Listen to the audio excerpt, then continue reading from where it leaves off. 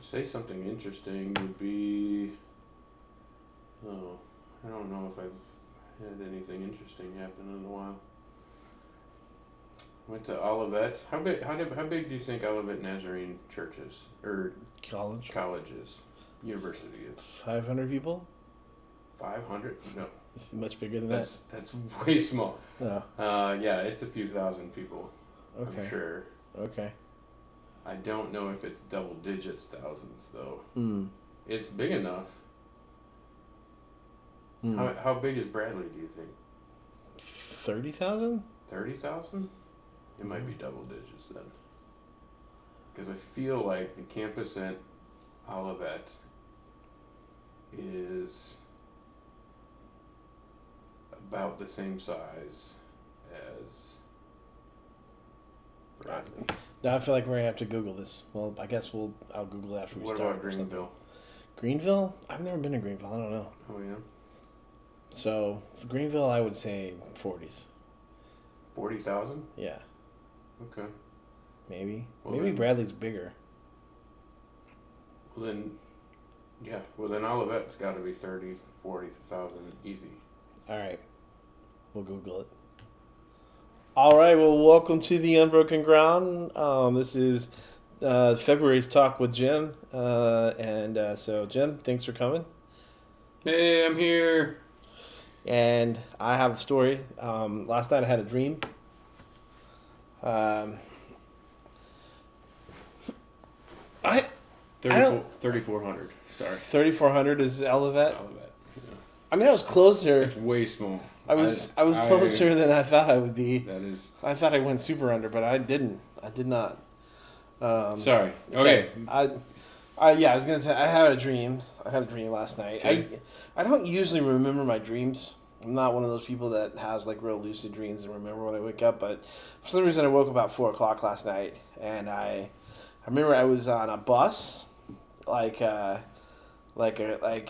coach, like a Greyhound or a like charter bus, and it was everybody from work, but more, because it was a huge bus, and we were discussing this case of a guy who I haven't thought about, literally have not thought about since we graduated high school together, which was 1892 is when you graduated high school. Yes, that's 18. right. That is true. You're that 20, old.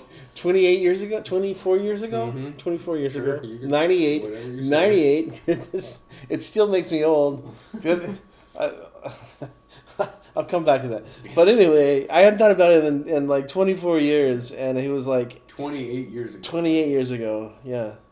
And the best part was, I remember this very distinctly.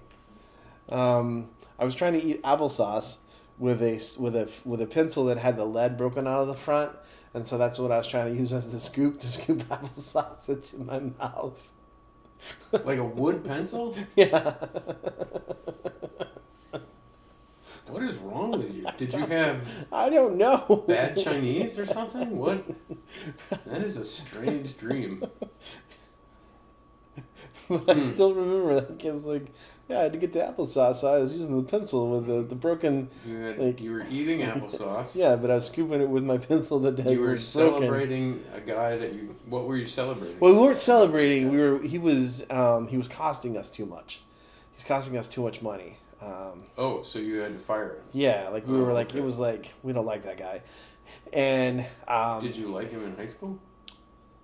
I mean, yeah, we were all right.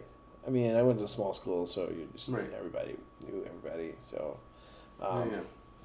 So, yeah. Why was he the bad guy? Why was he? There was no context. I don't. If I had more context to the dream, I would. Okay. I would definitely fill you into more context to the dream. All the Samaritan Ministries is on a bus. Yeah. Plus some.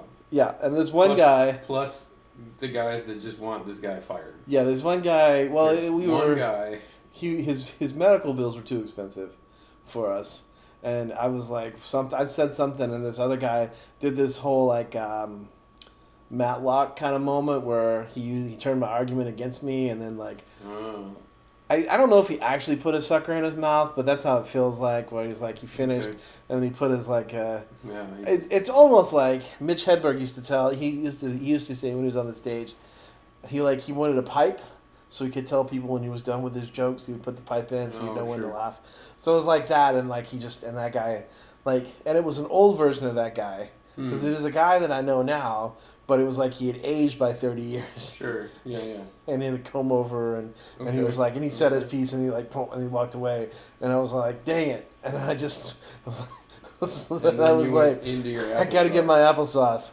I gotta eat. I gotta think about this. And then I woke up, and I was like, and I was like, what the heck? What the heck? That's a weird one. What am I even doing? What is this about? Why am I, so. So I prayed for that guy this morning. Okay. Well, there you go, mystery man. You got prayed for. I don't even know if he's still alive. Yeah. Well, praying for the dead is very Catholic. Way to go. I did watch a very Catholic movie, so yeah. That's fair. My last podcast that I just put out last night talked a little bit about the whole. When a coin rings, a soul sings, and Luther's thesis against that. So, I did listen. I listened to a little bit of that. Yeah, I did hear that part. It was a lot. Yeah. But yeah. That's cool. All right. So I don't really dream. I don't really remember any of my dreams. So I don't usually. I have nothing to add to that. I don't usually. That one's strange, man. I can't interpret that one for you. Other than maybe you should bring applesauce to lunch tomorrow. Man, Bradley's way smaller than I thought it was too. How big is Bradley? Well, I said 30,000, right? Isn't that That's what I true. said? Yeah. What do you think? 5. Yeah, that's close. 4777. Oh wow. 4777. Okay. So I just have now realized that I have no clue sizes of student bodies. Yeah. Of universities that I only I don't know how. It's incredible how small some of these universities are. What was your guess? My guess on Greenville was much higher. What was your guess on Greenville? Well, Olivet's. What did we say Olivet was? 3 or 4? I think 3. Yeah. Somewhere in there. Yeah. 3 or 4. If Olivet's 3 or 4, then Greenville's gonna be 2,000. 1,000. Okay. So, yeah. Small. Yeah. What's I guess ISU would be 30,000. Illinois State. I bet they're up in the 20, 30,000. I think the UW-Madison is like 50. 21,994. So yeah. And then what about the U of I? That's got to be pretty big. Yeah, because now we're getting into, I don't know. Yeah. University sizes. What's the biggest university? Ooh. 60,000. 60,000 U of I.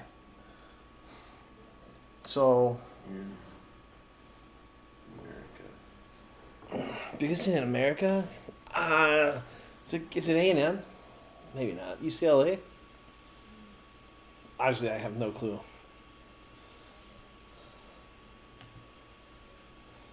I'm going to say UCLA or Cal.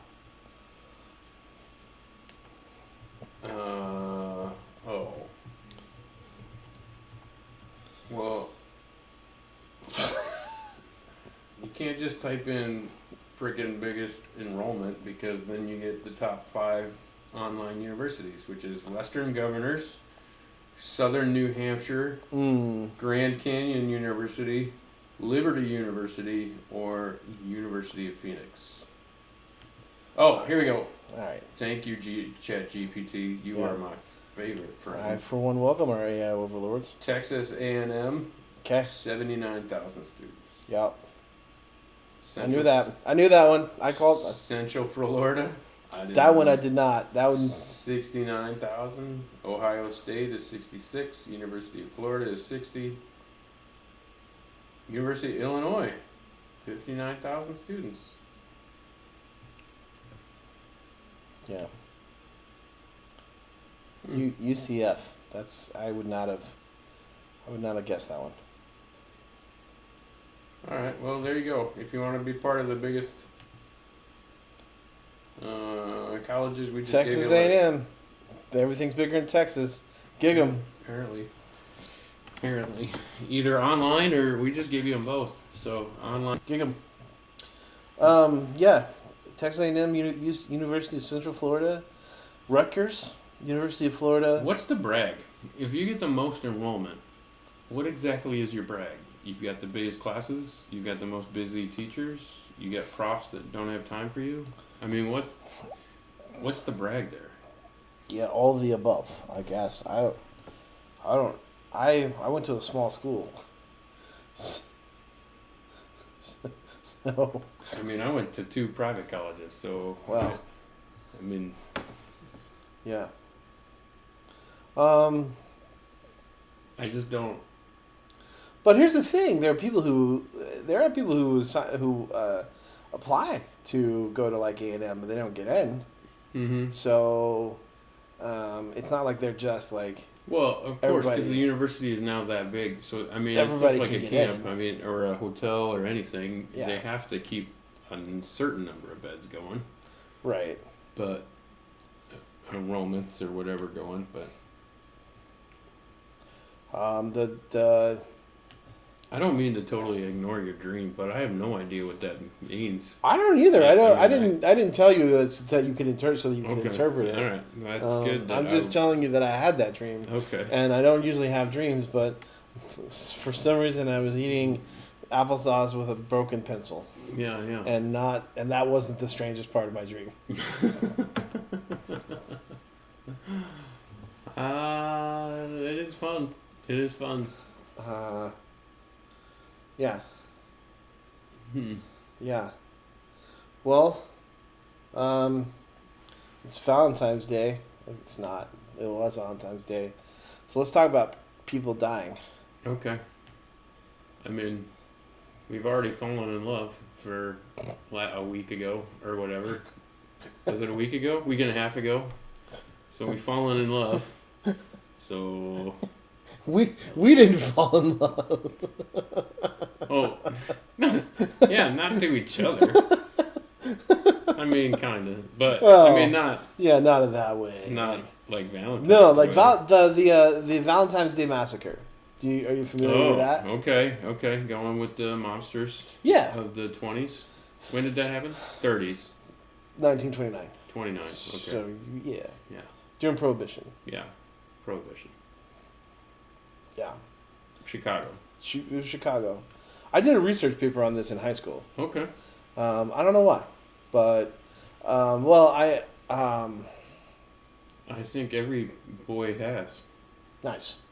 I think it's a history thing, I guess, obviously. So, Valentine's Day Massacre. I mean, my mom having taken me to the library. I think we went to the nearest town over, so we went to the college and got some stuff. But yeah, the Valentine's Day Massacre, where they lined up. They had Al Capone had some people dressed as fake cops. They lined up like 8 people against the wall and then shot them all to death. Mm-hmm.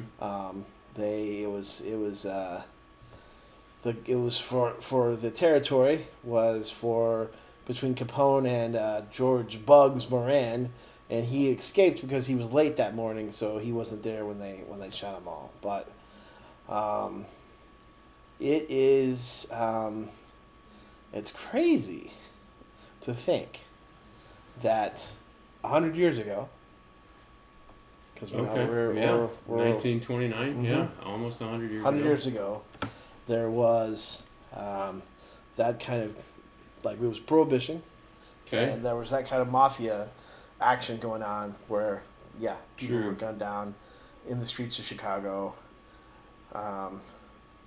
and yeah, like that was just a thing. It just happened, and it happened on Valentine's Day. That's true. So there you go. We don't have to. So that's our Valentine's Day topic. Oh well, yeah. I mean, that's the only. Yeah, but at the same time, Yes. I mean, you can say that. Um, you can say that. Bless Excuse you. me. You can say Bless that you. like it was running rampant or whatever. The mob was running rampant, but I would argue the only reason that story has stuck around for 100 years is because it was so shocking. Like, Yeah. Yeah. No, I don't disagree with that. and I don't know how much stuff has changed. I mean, the mob has changed, Yeah. and the people who have power has changed. Right. I mean, prohibition's no longer a thing. Yeah, prohibition So, is no longer a thing. I mean, the uh, things that we fight over has changed, but kind of ironically, I guess maybe Yeah. the way we have fought hasn't ever really changed. You know, like our enemies are still our enemies, and I will do what it takes to win. Yeah. I don't know, I think that I think it'd be interesting to move forward in time and be able to look back, like 100 years from today, and look at all the events that were going on and see which ones people even still talk about. Because Valentine's Day Massacre. If we're not going to talk about love, which we're not, what else are we going to talk about? But some gangsters, some mafia people. Yeah. But what would it be what would stand out in 100 years? I mean, because obviously there was a lot of stuff going on. There were people and gunfights and all kinds of stuff going on. But I mean, I think the other side of that, which I think was you were hinting at, is like for the mass majority of people, like they also were just hearing about it. They weren't in the middle of that. They were just like, Right. those people. But it seems because it gets to stay through history that like this was more. It would have been more important. But I mean, it would have been important. I'm not saying it wouldn't be, but like to everyday people, they would have just been like, yeah, they get crazy over there. I don't know. Yeah. I don't go to that town or Right. like. I mean, when that's kind of the way we kind of are today as Well, I think we always have that, right? So, like, back then it was prohibition, and I'm sure there were parents telling their adult kids, don't be going too deep into those speakeasies, because those guys are not, those guys are not straight, man. I mean, like, right. You're gonna get hooked up with some bad deals. Right. Which is the same advice that any parent gives their kids through high school of watch out who you're pairing up with. Because, I mean, you go down the wrong roads and bad things are gonna happen. And there's just events that happen, I think, that are like the Valentine's Day Massacre. Yeah. That probably most of the people in Chicago were only surprised by the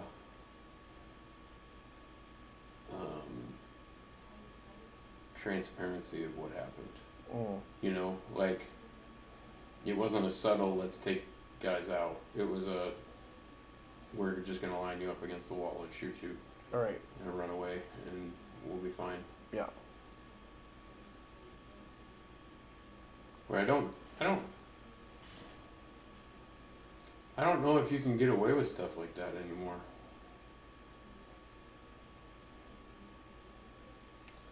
Like that blatantly? Yeah, I mean, Yeah, because probably there's not. cameras and stuff everywhere. Right. And people's always have phone. People always have a phone on you or something. As soon as something weird starts happening, people are phone up and recording. I mean, maybe it can happen in very small areas, but not like a blatant, like, I don't know. I guess restaurant shootings still happen. School shootings still happen.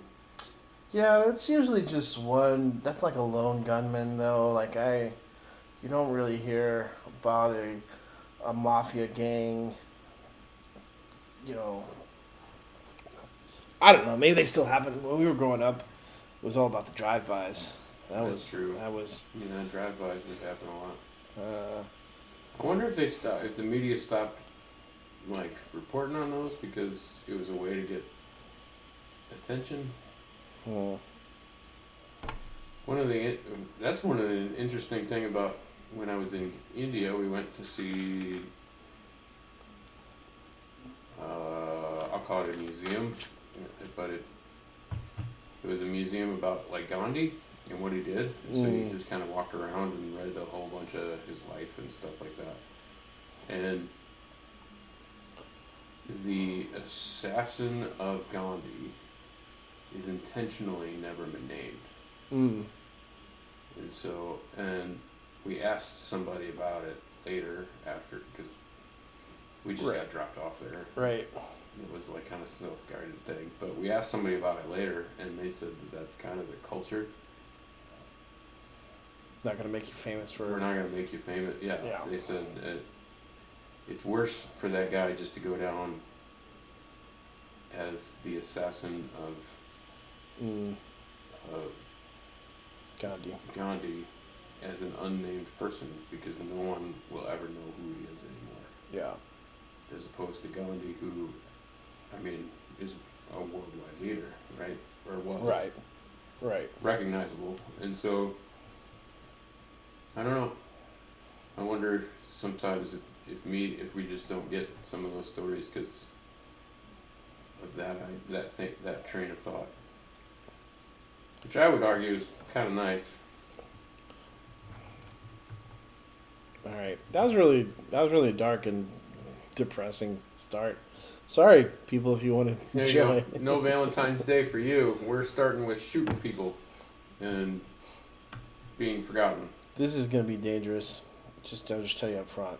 Okay. I typed in "Would you rather Valentine's Day edition," and fairly certain I'm gonna have to screen these real hard. Okay. I did something similar for our Valentine's Day banquet. Yeah. So we had a Valentine's Day banquet at our church. Okay. They wanted, we wanted a game, so we did a family feud, like a campy family feud. Okay. And so I did it by table or Yeah. whatever. So whatever, guys versus girls were the teams, and then just kind of went around tables and had random questions, and yeah, it was kind of fun, I guess. People tell me they had fun, so. Okay. When you're the guy running it, it's hard to tell. I mean, you can tell when people are absolutely not having a good time, but it's harder to tell if it's like, I don't know, whatever. We had fun. It was okay. Would you rather eat chocolate with chili or kale flavored chocolate? Chocolate with chili. Or kale flavored chocolate? Yeah, chocolate with chili. I mean, like, kale is not great. I mean, you just like you eat like the chocolate bar, but instead of like that sweet chocolate, it's just like, oh, that's a lettuce. I remember one of them. That's a leaf. Yeah, one of them I put on the tables was just to have people have conversation while dinner was happening. Was, would you rather have which one was it? Oh yeah, would you rather have unlimited chocolate for a year or unlimited fruit snacks for a year? Fruit flavored candies. Ooh. For a year. Fruit snacks. Fruit snacks. Fruit snacks all day. All day. Yep. All day. My church has some weird people in it because there were definitely people that were like, neither. What? I don't. This is unlimited candy, man. Like, you don't. Just because it's unlimited doesn't mean you have to gorge yourself on it. Just which one would you want? I'm trying to remember any of the other ones that I did. That was a week and a half ago. I don't remember. Or a week ago. Let me ask you this. Okay. Would you rather help Noah build an ark or cross the Red Sea with Moses? That's a good one.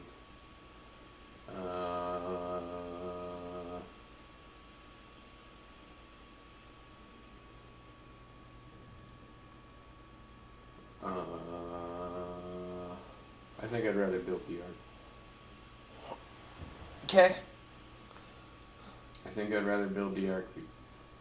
Just your carpenter coming out in you? Yeah, because I think walking through the Red Sea would be pretty dang cool.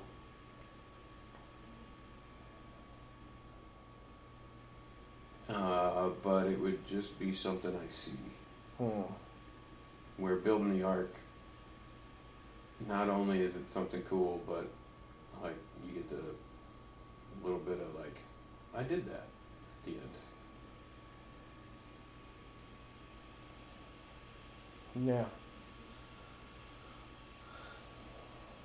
Yeah. If something like that, it's tying in the whole like couldn't have a Valentine's Massacre Day. Could you have someone walking through the Red Sea today's world? Like, No. Would we believe? No.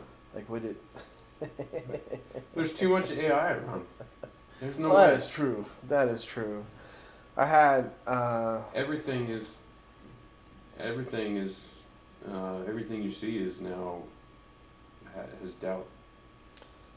Yeah, I had, so Sunday I was teaching Sunday school, our kids' church, and I had I'm now teaching fourth and fifth grades, school kids, and I was teaching about how Jesus is interruptible, and so Jesus was on his way. Jairus has asked him to come heal his daughter, and Jesus is on that way, and the woman is like, if I can just touch his cloak, I can be healed. Mm-hmm. And so we kind of got through all that, and one of the kids goes, how come miracles happened back then, but they don't happen today? And I was like, well, actually, miracles do still happen. He goes, well, I don't see any Red Seas parting. And I was like, okay, maybe not that one. Right. but healings, like but then I thought about like, the kind of different reactions that even Jesus got when he healed. Like you had the blind man, and they were like, that ain't him. That's just some guy that looks like him. He's, go get his parents. Is that really him? Was he really blind? Like, and I think we're not any better. Like, I think we would be like fake. Sure. Of all the things that didn't happen, this was one. Like, I mean, like we are already a cynical culture, and it would just be like, AI. Yeah. Yeah, I guarantee it. Because anything unbelievable, you're just like, whatever, that's AI. Nowadays, it's really easy to discount the stuff that you see. Yeah. I think it ties into what I was talking about our youth group. So our youth group, not that I was talking about. I mean, it just came up. Right. But we were talking about Lazarus, Jesus raising Lazarus from the dead. And when Jesus is empathetic with Mary, the Jews that are the mourning Jews that are surrounding them, some of them are also sympathetic, but then that paragraph kind of ends with some of them going, like that seed of doubt of maybe Jesus couldn't heal Lazarus. Maybe there's somebody you can't heal. And I think a lot of times I was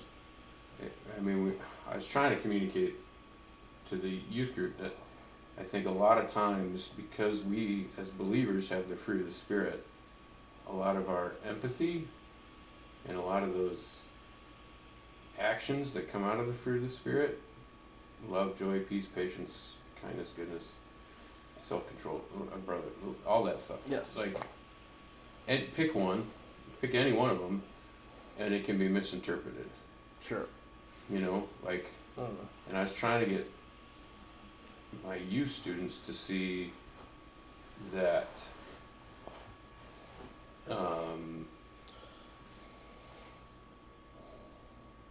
that a lot of times Jesus's actions are looked at and people are just casting doubt because they can't see the end, or they don't want to believe what Jesus did. And the world does the same thing to us as we build relationships of because one of my pet peeves in that age is every conversation has to result in, they're in a relationship now. No, yeah, because they had a conversation. That doesn't mean anything. High schoolers and junior hires are they're so sensitive to who's talking to who and whatever, that I just don't. I think that's probably my biggest pet peeve with that age group of. Yeah. Kind of makes some of the conversations fun, but at the same time, if I could get rid of one thing in youth, I think that would be it. Being overly sensitive to anything relational, because it's a detriment to how we communicate as believers, our love and our joy and our peace. Yeah. And I'm big on community living, so the whole more people that you have doing life with you, the better it is. So. Well, I kissed dating goodbye, so. Okay. That's that age. I was looking around. Saturday we have our church has a men's kind of gathering 7:00 in the morning, and I realized that our age is often not well represented. Because I was so one of the ministers there is close to my age, but then Aaron, who he's I think 10 years younger than us, or 15 years younger than us, and so they were playing Jesus Freak. Oh wow! And I was like, yeah, this is 1994, yeah. my freshman year of high school. And Aaron was like, "Oh yeah, I was born."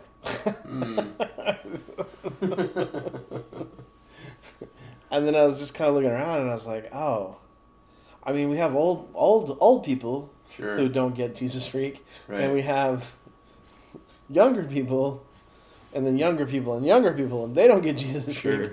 But the people like my age, I was like, 45. Yeah, it's like, man." It's because we're in the busy phase of life. Well, I would argue the majority of us I mean, I'm just starting to get rid of my kids. Yeah. But most of my friends still have kids that are in school and doing sports and are of that age. And So there were some people, but I was like, huh. Nobody else is singing Jesus. All alone with the Jesus freak. Well, then one of the other pastors close to mine, he was rapping. He was doing the rap. So sure. Which I do have memorized as well. Mm-hmm. But I'm not. Bless you with that. Because if you do it long enough, you have to pay royalties. Oh yeah, that's true. And we don't make enough. Well, this to pay would royalties. Wouldn't this classify as a cover? Do you still have to pay royalties for covers? Well, we wouldn't really have to pay royalties because we don't make any money off of this. So, like, if we made money off of this, then yes. At some point? Yes. At some point you'd have to make it right. Okay. But we don't have to worry about that. Yes, that's true. I mean, all of our 3 listeners are really enjoying this wandering conversation that we have going on right now. Yes, they are. The heck are they talking about right now? Yes, they are. They're like, I've been missing this. I need something to drone on in the background while I'm not really paying attention to it. I'm just cleaning the house. I just need something in the background. How about these guys' dumb voices? Yeah. Hey. Here's what I will tell you. Okay. Tell me Season something. 4 launched of the podcast. Okay. And as of right now, we've already had 8 listeners. All right. So. And you're one. I am partial. Half a one. Partial. I haven't made it to the end of it yet, but. Just spoiler alerts, it's not any better than there was at the beginning, so it doesn't get better. It doesn't get better later. That's fine. But I do, I did start it. I did start. Somewhere in there they passed, and I don't know. There's probably some computer in Hong Kong and Singapore that has downloaded every episode. Okay. And it's probably AI. There's probably some AI computer in Singapore or Hong Kong that has downloaded, because like sometime in the middle of February, I hit 3,000 downloads for the lifespan of my podcast. Oh, so wow. Okay. First 3 seasons, with all the different things coming in and out, the different episodes I do, 3,000. We were actually at like 3,100. So, nice. Somewhere in there, there's something in Singapore that's listened to 100 episodes. Okay. And then there's a thing in Hong Kong that's listened to, and I imagine that someone is out there and like they're training their AI on my podcast content. That's a bad idea. Well, I mean, AI is supposed to take from a lot of different places, right? So. Yeah, but all. At least we have the word out that we are at least invited to. I welcome our EA overlords. I've been working on a project where the only way I've been able to complete it is because I have AI. Freely admit that. If I was like, I subbed for business class today, and they were doing Excel sheets stuff, and I was like, I'll advocate for an A for somebody if they create an AI program that does everything that you're doing right now. Oh yeah, I could do that for you. Because yeah, all they were doing was data entry. Yeah. And formulations and stuff. Yeah. And I was like, this is 100% just AI prompts. Mm-hmm. Figure it out. Yeah. Oh, it's that easy. And then they're high schoolers, so they didn't even hear what I said. So well, I definitely I mean, because I know how to program in different languages. I didn't learn VBA, which is the Excel programming language, Visual Basic. I didn't learn that, but most programming languages are similar, so I know the concepts. But I still enjoy being able to give the like, hey AI, I want a macro that does this, this, and this, and hit go, and within not even 30 seconds, the 500 lines of code have been created. Yeah. and then you test it, and sometimes it does what it wants, what you want it to do, and other times you're like, hey, AI, that was not right. You got to rewrite this, and it'll be like, oh yeah, let me do that. Like, it's always happy. It's always glad to do what you want it to do. I will say that I could not build the program that we have, which is a really cool program that I really enjoy. I'm sick of it because I've been working on it for the past since like mid-December, so I'm ready to be done with it, which is Thursday. Hopefully you're done. Hopefully I'm out. But I could not do without AI, and it is a powerful tool if you know what you want it to do. Mm-hmm. I mean, you couldn't just be like, AI, do my job. Right. It couldn't figure that out. But well, if that's you the know, art of it. That's what I appreciate about it too. Is it does take knowing what prompts to tell it. And I don't have to memorize all the words and the formula words and the like. Right. Oh, what do I have to type in to get that? And how does that formula go again? It does all that for me. Yeah. So, I mean, being a games person, like running Family Feud, I totally AI'd all of those questions because what am I going to sit on the couch and try and come up with 20 Family Feud questions? I mean, I guess I could, but AI can do it in all of 10 seconds. So, and when I don't like those questions, I just modify the prompts. Right. You're the problem. You gave the bad prompts. Yeah. So fix your prompts. At one point, one of the teams was like kissing, and it wasn't because it was. I don't remember even what the question was. It was like, what's the, I don't know, free romantic Valentine's Day gifts or something. And somebody said kissing, and I was like, nope, not on the list. And I know I'm saying this a little late, but I did put clean into one of the prompts as my AI figured out these questions. PG only. Yeah. It was funny. It made everybody laugh for a little bit. Other than the old table. The old table was terrified the whole time. Well, I mean, when you get older, you're given that privilege of just being terrified the whole time. Yeah, like every time I came to their table, I was like, and answer? And they're like, oh, like they just gave me eyeballs. Okay, well, I feel like this game has been around long enough. That's why I landed on Family Feud, because I wanted a game that everybody could actually just kind of play without me explaining a whole bunch of rules. Ooh. Here you go. Okay. You got something? Yeah. Would you rather perform an animal sacrifice or prepare a body for burial?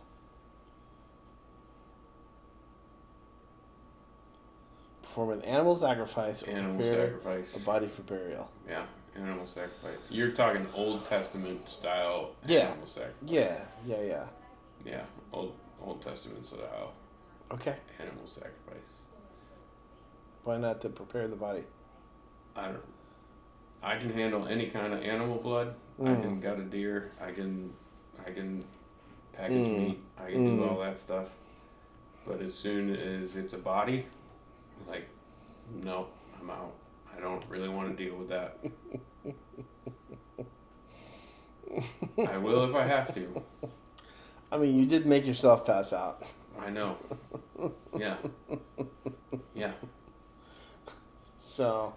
That wasn't really due to a bunch of blood. No, that was shock. That was just shock of like, hey, I can see the inside of my fingers. I can see my tendons working when I move my fingers. I shouldn't be able to see that. I'm gonna go to sleep now for a little bit. I'm going down.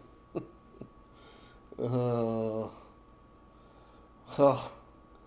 What do you get? Would you rather prepare a body? I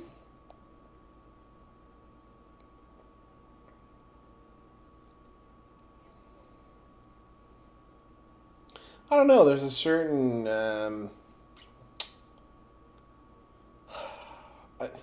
I think it's not clear enough what it means, because like, are we talking prepare a body like we do today, where you are going to take all the bodily fluids out, or are we talking prepare a body like like they did with Jesus, where they just didn't really have enough time, and they're like they kind of washed him and wrapped him in some cloths and laid him in the tomb.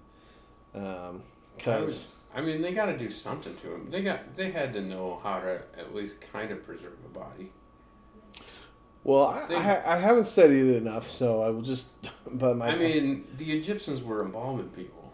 Right, but and I don't know if this is true or not. But my pastor did say that the reason they put people like Lazarus in a cave is because they allowed him to decay for a year, and then they would go and collect his bones, and take his bones and bury him. Oh, okay. I don't know if that's true or not. I haven't done the research. I'm assuming he has. Sure. So. I mean, it sounds like a good guess, I guess, but I still think there's. You think there's some fluid draining going on in there? So is the resurrection of Lazarus also the miracle of like blood being pulled back into his body? Yeah, I don't know. Maybe not. I mean, Jesus bled out most of his blood anyway, so Right. so you probably wouldn't have had to drain much from Jesus anyway. Yeah, I mean, I don't know if they drained anything, but they definitely added spices and stuff to them. They did. I don't know. There's something I guess irreverent and I don't know, holy about like preparing a loved one. I don't know. I'm not saying that I'm signing up or that I'd like to be a. They're two kind of gross things. Yeah. I get it. Right. And I understand that an Old Testament sacrifice is I mean, they're crazy bloody. I was just thinking the other day about the logistics of it. Mm-hmm. The altar was under 8 feet square. So 8 feet by 8 feet. About 7.5 by 7.5 if you want to get specific. Anyway, it doesn't matter. And I've burned raccoons at camp. And it takes a lot of wood to burn just a stupid raccoon. Right. And they're sacrificing goats and sheep and bulls. Cows, yeah. And just the logistics of it blows my mind of what was going on in the temple. Yeah. Would you rather watch Jesus heal a blind man or Jesus walk on water? Walk on water all day. I'm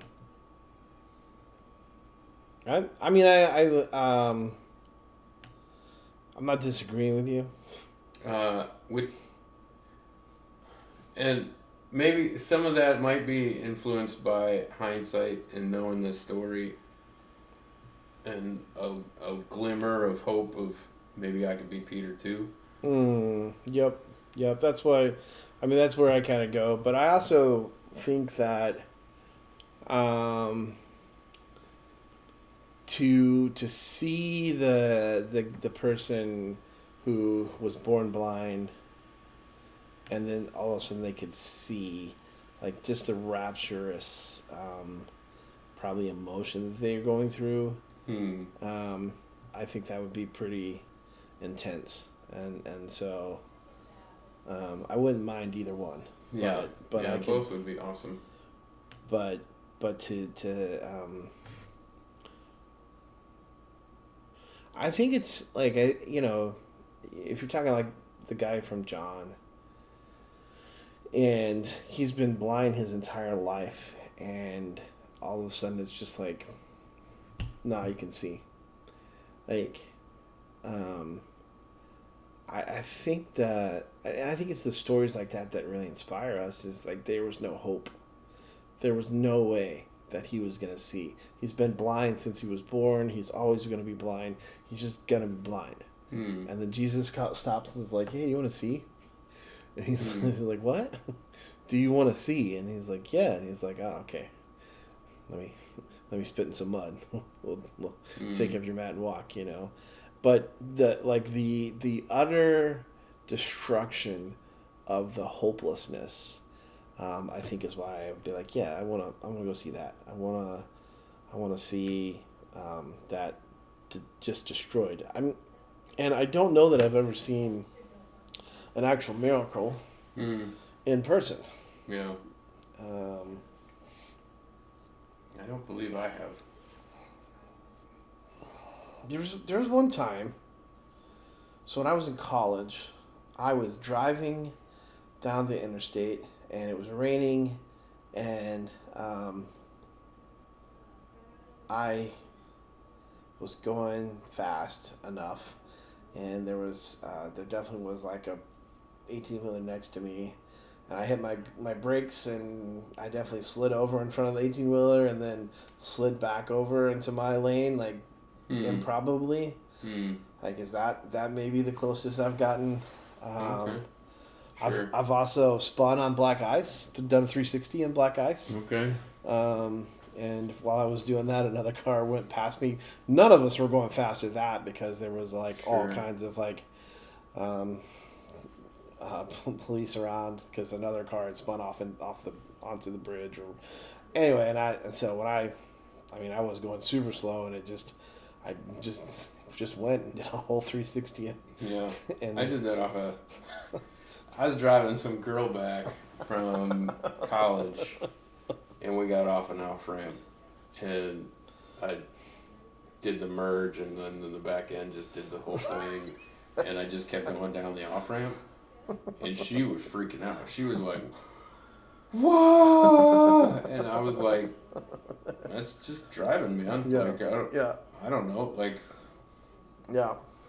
I recovered. We didn't end up in a ditch. We actually, it was just the perfect 360, just right down the lane. Like, the curve was right and everything was right about it. So, yeah, I was just like, meh. I 360'd and back into my lane, and for whatever reason, my engine stopped. Like, I guess there was like one of those safety. They don't like moving around. So, some of them have safety things on them. Yeah, so it stopped. So I just put it in park and cranked it and kept going. Yeah. And are those miracles? I don't know. Maybe I guess I could. Yeah, I guess I don't know because. I also have fallen asleep at the wheel. I ran into a telephone pole. I didn't have a seatbelt on.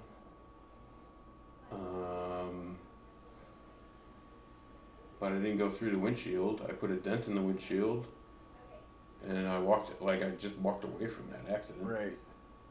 However, the pole was rotten right at the ground, and so if it wasn't rotten, I'd be dead. I got on the gravel and I slammed on the brakes, so that could have saved me. Is any of that miraculous? Or is it just circumstantial? Yeah. Hi, Callie. Oh, well, you were very quiet. Good job. I'm even carrying the bottle like this so it doesn't make noise. That's good job. You have to make your podcast appearance. People will miss you if you don't. That's Hi, true. Jeremy. Hi, Ashley. Hi, Becca. There you go. Marshall. You didn't say hi to Man. Sorry, Marshall. We like you.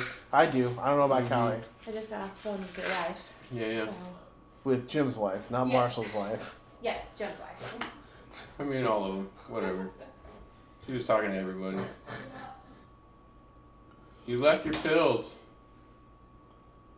She got them out again. What? You left your pill bottle. Oh, actually, it just goes back in my book bag. I got the pills. Oh. No, she's being sneaky about her medications. It's just Tylenol. It's not that big of a deal. Yeah. Talking to my wife does that.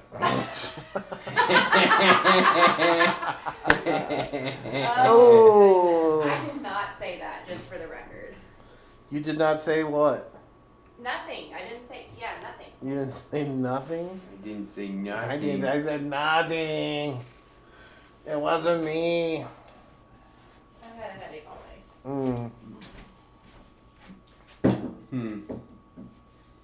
day. Yeah, I don't know. I don't like, because there's a part of miracles that are just that.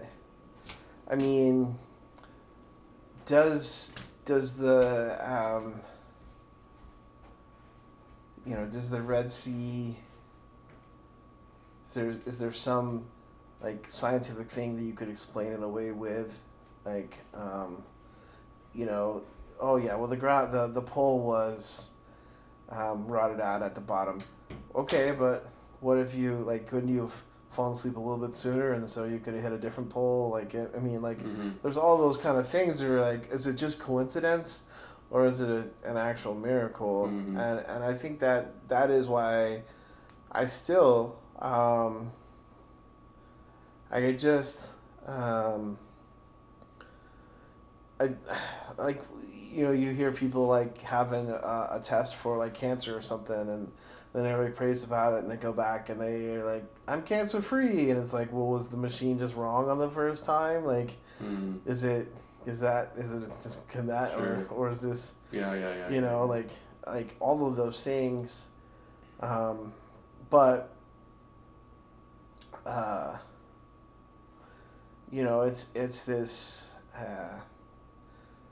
it's this. It's this weird place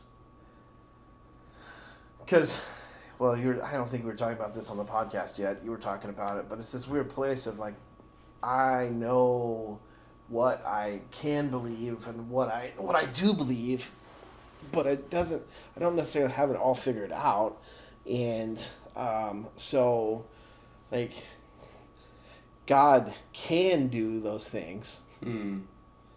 God does do those things. Mm-hmm. For those of you at home, you can't see me using my arms. I talk with my arms a lot, but he does all of that.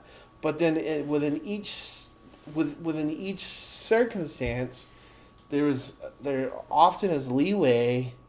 I mean, there has to be, else the people of Jesus' day, who were much more used to religious phenomenon like miracles, like they still were like, nah, Jesus didn't do that, or no, right, that's not really a miracle, or like it's the same way we are. So do we just miss miracles, or is it that they don't happen anymore? As my friend from 4th and 5th grade said, well, how come all this stuff happens in the New Testament? Why doesn't it happen anymore? And you're like, well, it does. But, then there's a big part of it that's like, but what if we're trying to read into things? Sure. Well, I think one of the things we also maybe never explain, maybe, or very rarely have I heard it explained, is just the small wedge of humanity that the Bible records. And it's for a very specific purpose. Right. And so the whole point of the Bible is for us to know God and to know our place with the Creator that loves us and literally sent His Son for us. And so that's the whole flow and point of the entire Bible. And so when we start saying things like, why don't those miracles happen anymore? It typically comes from a frame of, it comes out of a mentality that's rooted in this whole idea that, like, well, this is history. This is what happens in history. And if God operates here like this, then He's going to operate in my life in the same way.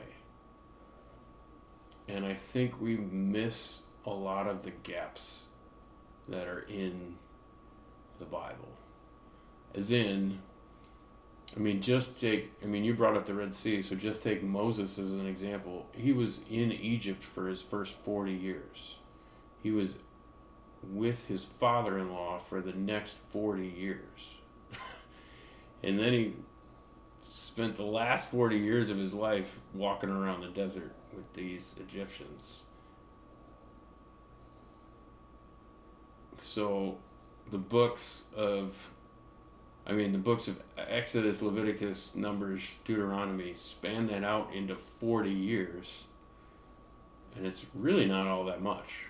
I mean, you know, like... Right. There's significant things, but there's also significant time between those things. Yeah, like I'm writing a... Not that you're going to forget. Well, I mean, the Bible proves that it only takes 3 generations to forget walking through a Red Sea. Like, you know, like... Right. Just like nowadays, 9/11 is now some kind of weird conspiracy theory that America did it to themselves or whatever. You know, like those kind of stories are starting to peak up. Yeah. Because we're starting to get generations from it. Well, I think about I'm writing I'm writing slowly because I've got a million things going on, but I'm writing an article for Pathos again. And one of the things that I'm looking at is the life of David, which is so strange because I'd never talk about David, but mm-hmm. I've never heard you talk about David ever today. So, but one of the things that what I'm coming to realize, as I think about it, as I kind of, like David is told he is going to be king. He's a boy. We don't know how old, you know, like we just don't know how old. But he's a boy. Like he was in the field. He was not old enough to be in the army yet. Like so, teenager at most, right? So, and he's like, and Samuel's like, "Bam, you're going to be the new king." And David's like, "All right, cool, bet," because that's how they talked back then. True. No cap. So he goes about. He has to do it in secret. Samuel does this in secret because he knows Saul is going to just go crazy and is going to try to kill whoever gets anointed. And, of course, then David, in the most inconspicuous way, kills Goliath, which really is not a great way to hide. But David spends, let's even just say, the next 20 to 30 years refusing to pick up his sword and kill Saul, because David's just like, yeah, when I'm king, I'll be king. God will make me king. Like that's what's going to happen, and so I don't have to do that. Even more so, Jonathan, who is the in traditional sense the person who's actually supposed to become king because he's the prince. He's also been like, nah, I'm good. like he has laid that all aside. But this whole time, like even David gets weary in the wilderness, and Jonathan comes to and encourages him. Like Jonathan's like, don't worry, David, you're gonna be king. Like don't even think about it. Don't even think like you wouldn't be. You are gonna be king, and I'm gonna serve under you, and I'll be your right hand man. That didn't happen obviously because Saul and Jonathan get killed in battle, but like the amount of time that it took, and I'm sure that David thought he was at many times that he was like, I'm just wasting my time. Like I should be king. Like that's what I'm supposed to be. That's what God told me I was going to be. I'm just out here in the caves wasting my time. And 30 years, 20 years even, of just waiting. Yeah. Well, not just waiting, running. Well, running for his life. Yeah. And then going, Saul, please stop. Like, what have I done to you? Yeah. Like twice having opportunity to prevent that. Yeah. Directly. And nobody would have been like, how dare you, David? Because Saul had made him he was trying to kill him in self-defense. And David's like, no, I'm not. No, I'm not gonna. But even with all that, then David, very soon after he becomes king, within 10 years, has now also committed adultery and has murdered Uriah. Like he forgets in both ways, right? Like he's patient for so long, and then he just like he forgets. And he's human. I'm not saying like I'm not coming after David. Yeah, I think it's an amazing story, and I love so much about it. I'm not coming after him for that. I'm just saying, like, I think it is in the forgetting that we just, God did a miracle yesterday, but what are you going to do for me today? Like, there's a part of us that's just that lives in that,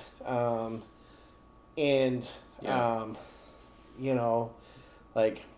We're so good, we're so well taken care of ourselves that we don't really often have to depend upon God, and so because we're just like I got this. Yeah, and like, part of me wonders if that's what Sabbath does. Part of me wonders if that's why. Yeah. God commands us to remember. Yeah. Because if we have a whole day every week of trying to remember, because if you read, if you read the commandments, if you read their how they're reiterated throughout the Old Testament, the Sabbath is not just for rest; it's for remembering, and and that remembering is supposed to point us towards hope and the idea that God has provided, so He will provide. Right. And I think, I'm,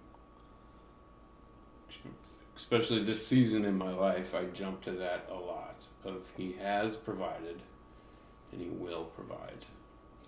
Yeah. And I think it takes a slow, thoughtful remembering of, okay, I could discount that crash as just a fluke. I took the wrong allergy medicine.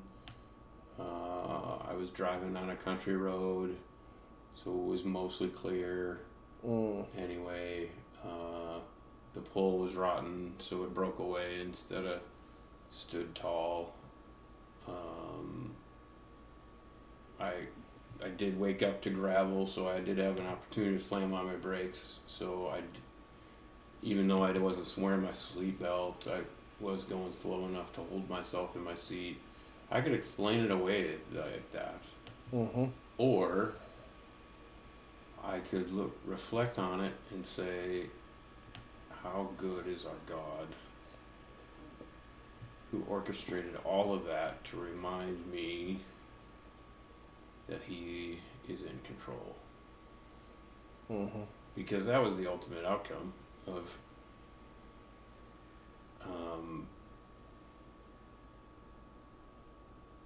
that whole portion of my life. I mean, like, I had to quit that job, which that job had me connected to people that were not beneficial to me, and I had to get, I don't know, my whole life changed because I had to get a different car. Ember and I were engaged. I think we were just engaged at that point. Or we were just newly married, I don't remember. But it showed me how much my in-laws care about me. It showed me how much prayer works. I mean, there was just a whole bunch of things that God worked into that to me sounds like a miracle. Yeah. And can I explain it away? I guess if you want me to, but if I read through the miracles of the New Testament, it's less about the details and more about the outcomes. I mean, you brought up one of my favorite miracles of the woman touching the hem of Jesus' garment. Mm. Everybody's pushing on him, and he stops and he says, "Who touched me?" Right. And so you can explain that away. I mean, you can't really. That's why we call it a miracle. But the outcome of that is a healed woman who got acknowledged for her faith. And everybody in that crowd got to experience what Jesus was trying to point towards, of that whole idea of having faith in him. And I think we don't take those steps anymore. We don't have that faith anymore. It's hard for us to take. We equate faith with certainty. Mm. And logic and well, this is the direction. And maybe even more dangerous, we connect it to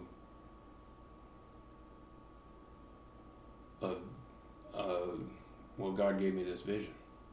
Because I can logically see that this step leads to this step, and this step leads to this step, and this thing leads to that thing.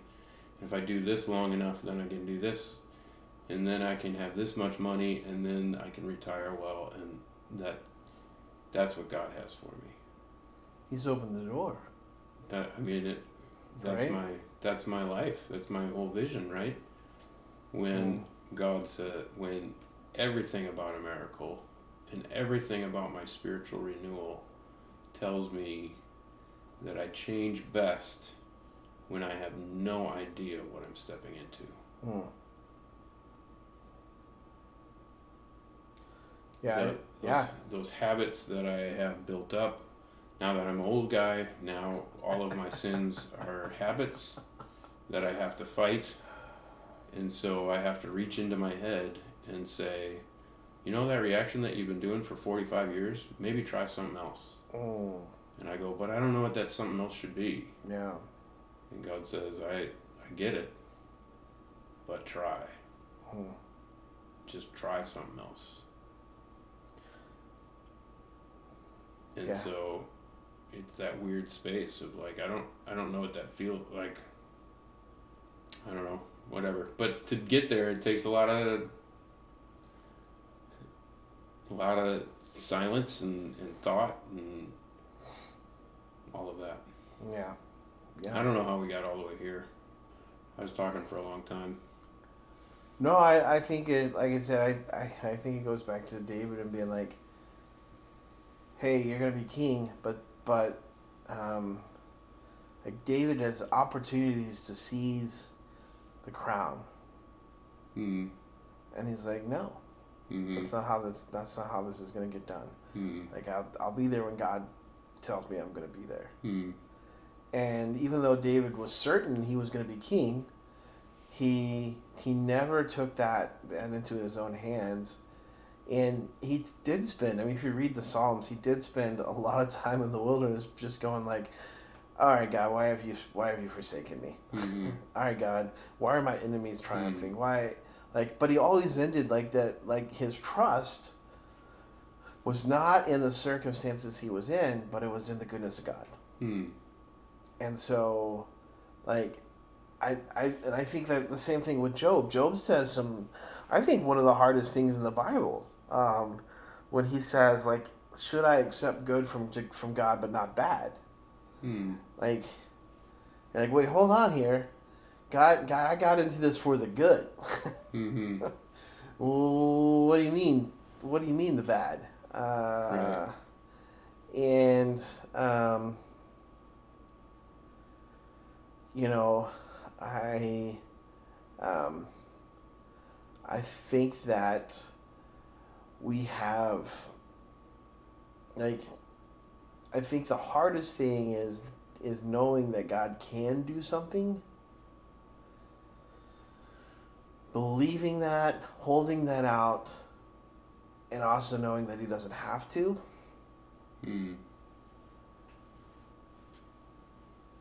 and then what do you do in the in between of that? Hmm.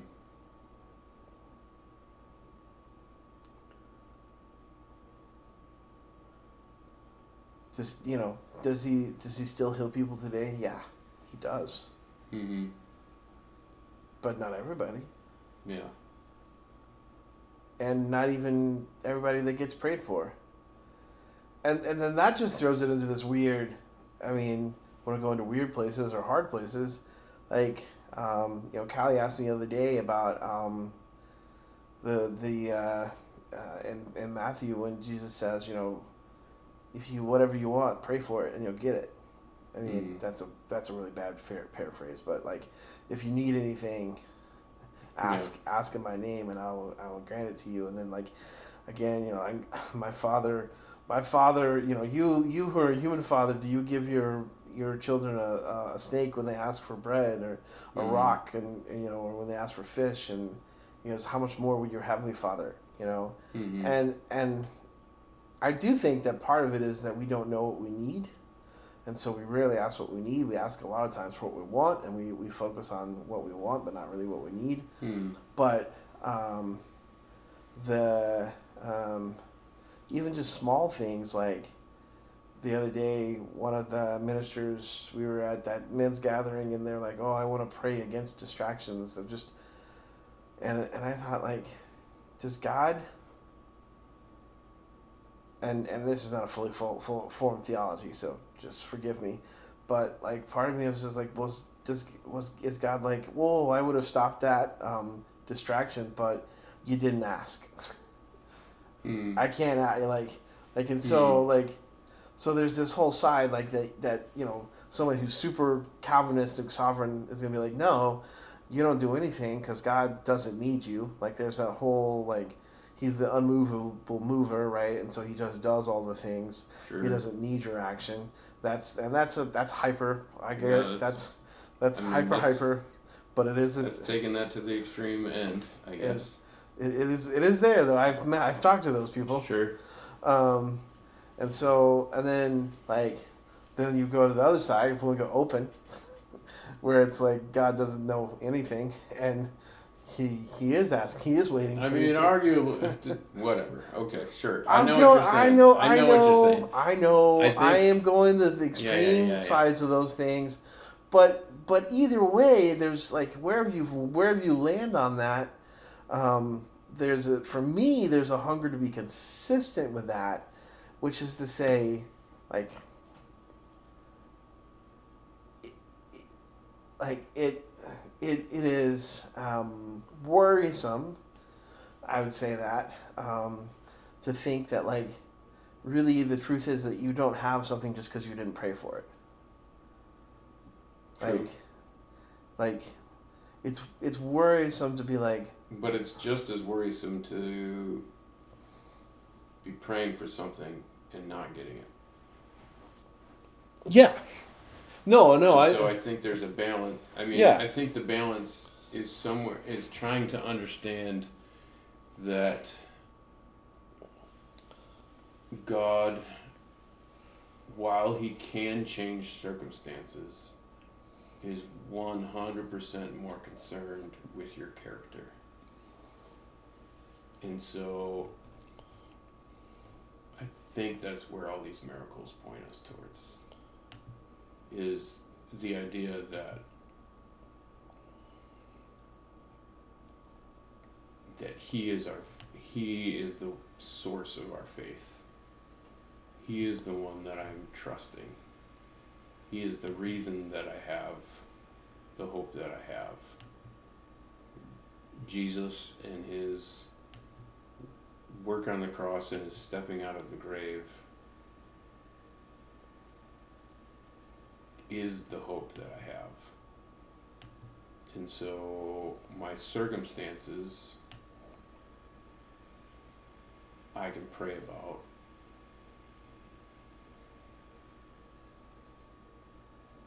And even though I want them to change somehow,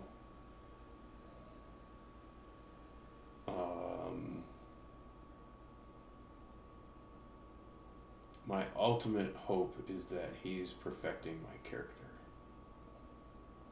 And I think sometimes our flesh trumps that second thought. Because we really want to. If this stuff could change, then my character would be better. And I think God is working on our hearts first.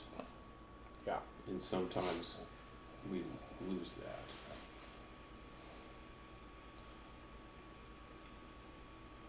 And we lose it for a bunch of different reasons. We lose it because we're not content. We lose it because we're distracted. We lose it because, like I said, habits, just my natural reactions to things that I haven't checked in years. The parable of the soils, right? Like, you can read that in lots of different ways, just because that's how all things are. But like, you can definitely read that as Jesus is speaking to believers, and that your heart is hard, that the truth doesn't go in, and so it gets snatched away. Your heart is it's not that hard. It starts to grow, but the worries of this world come in and choke out the truth, and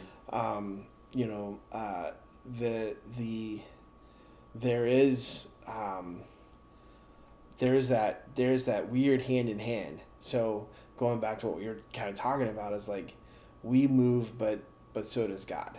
And God is working on our heart, and we're working on our heart, and it's God that does the heavy lifting for us. But there's also like that weird. But you're also not called just to sit around and do nothing and be like, all right, change me. Right. Here I am. I am. Just go ahead and change me. Yeah. I'm doing the exact same things I did yesterday, but I want you to change me. Right. Why aren't you changing me? Yeah. And then, so there's that. It's your limited human activity and energy put towards combined with what God's doing. But some of that is just, and I think we go back to Sabbath. Toiling is tilling the soil of your heart, so that it's ready to receive. We're going through an interesting season. Wow, that's really Christianese, but they're welcome to. This is Bible study with Paul. Yeah. No, that happens with my podcast. No. The season, the word. This is Church Connection. The word with Paul. Hey, thanks for joining me, guys. Gonna have a quick conversation here.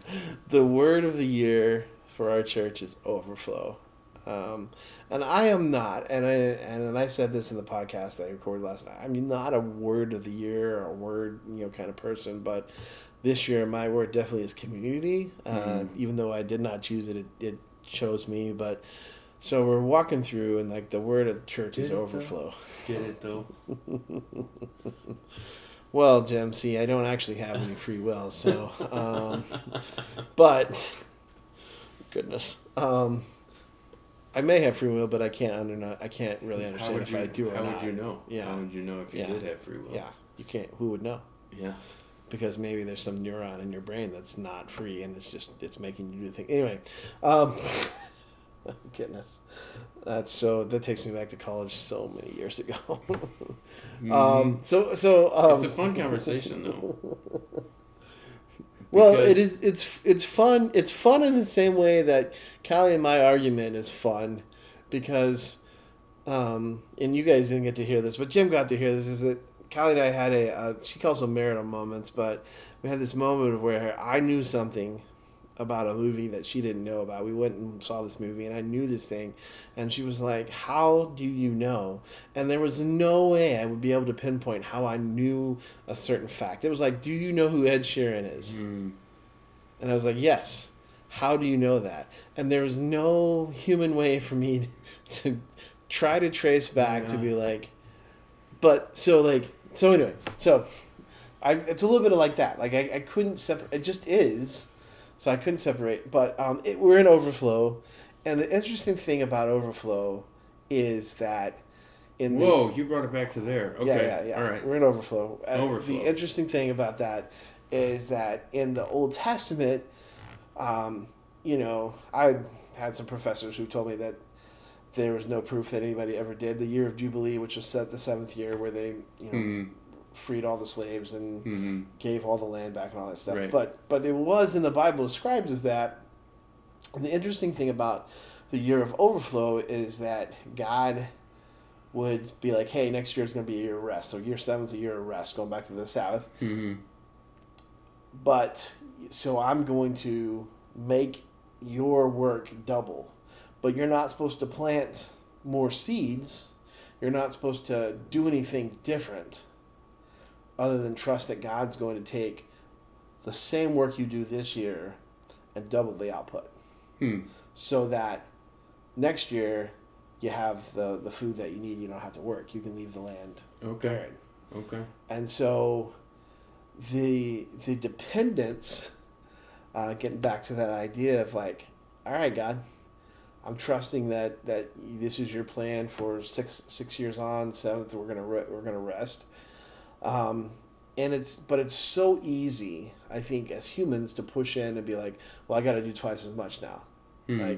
Like if we're gonna do, I've got to give more, and part of it I think is what you're talking about. Like, but other part is just like, I'm so afraid that if I don't perform or do the thing, that like it won't get done. And that goes back to a little bit like, well, who's doing it? Is God doing it? Are you doing it? And it's like, well, it feels like I'm doing it because like just sitting here doing nothing is not doing it. And so like it goes back to that whole like, how much do I do? How much do I wait on God to do? How much I'm okay with if this doesn't get done because I've been waiting on God and God just didn't do it, and so that's what I've come to a place with. But it's a very interesting place because it's very easy to be like, oh, we're gonna have a year overflow, so let me plan all the things and let me fill the schedule to show how much of overflow we have. And it was like, well, you're just adding things to your calendar. Sure. Like, yeah. Well, yeah, because God's opening the doors. Maybe he is.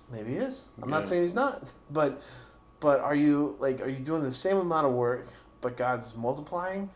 Or are you saying we're going to do twice as much work, we're going to wear ourselves out so we can take a rest next year? And like it's just this very I think it goes back to the faith of like the Lord's Prayer, where it says, give us today our daily bread. Because that's basically saying, tomorrow I'm going to have to come back and say, give us today our daily bread. And the next day I'm going to have to come back and say, like, it's not a prayer that says, give us today our daily bread, and also tomorrow's, and the next day's. And that way when I do run out, I'll be able to come back and pray for the next 5 or 6 days. But it's like, nope, today, God, you and I, we've met. Let me have what I need. And that's when it goes back to what I was talking about with Callie. It's just like, yes, Jesus says that if you ask for those things that you need, he gives them to you. But I would argue that we don't have a good grasp on what we need and what we want anymore. Okay. And that there is a lot more things that we want. Yeah. But not what we need. Because what we need is what you were talking about, is I need my heart shaped, my character shaped. Yeah. And whether or not I have a full belly or not is not necessarily going to answer whether or not my heart is being shaped. Sure. Into the shape that God wants it to be. Yeah.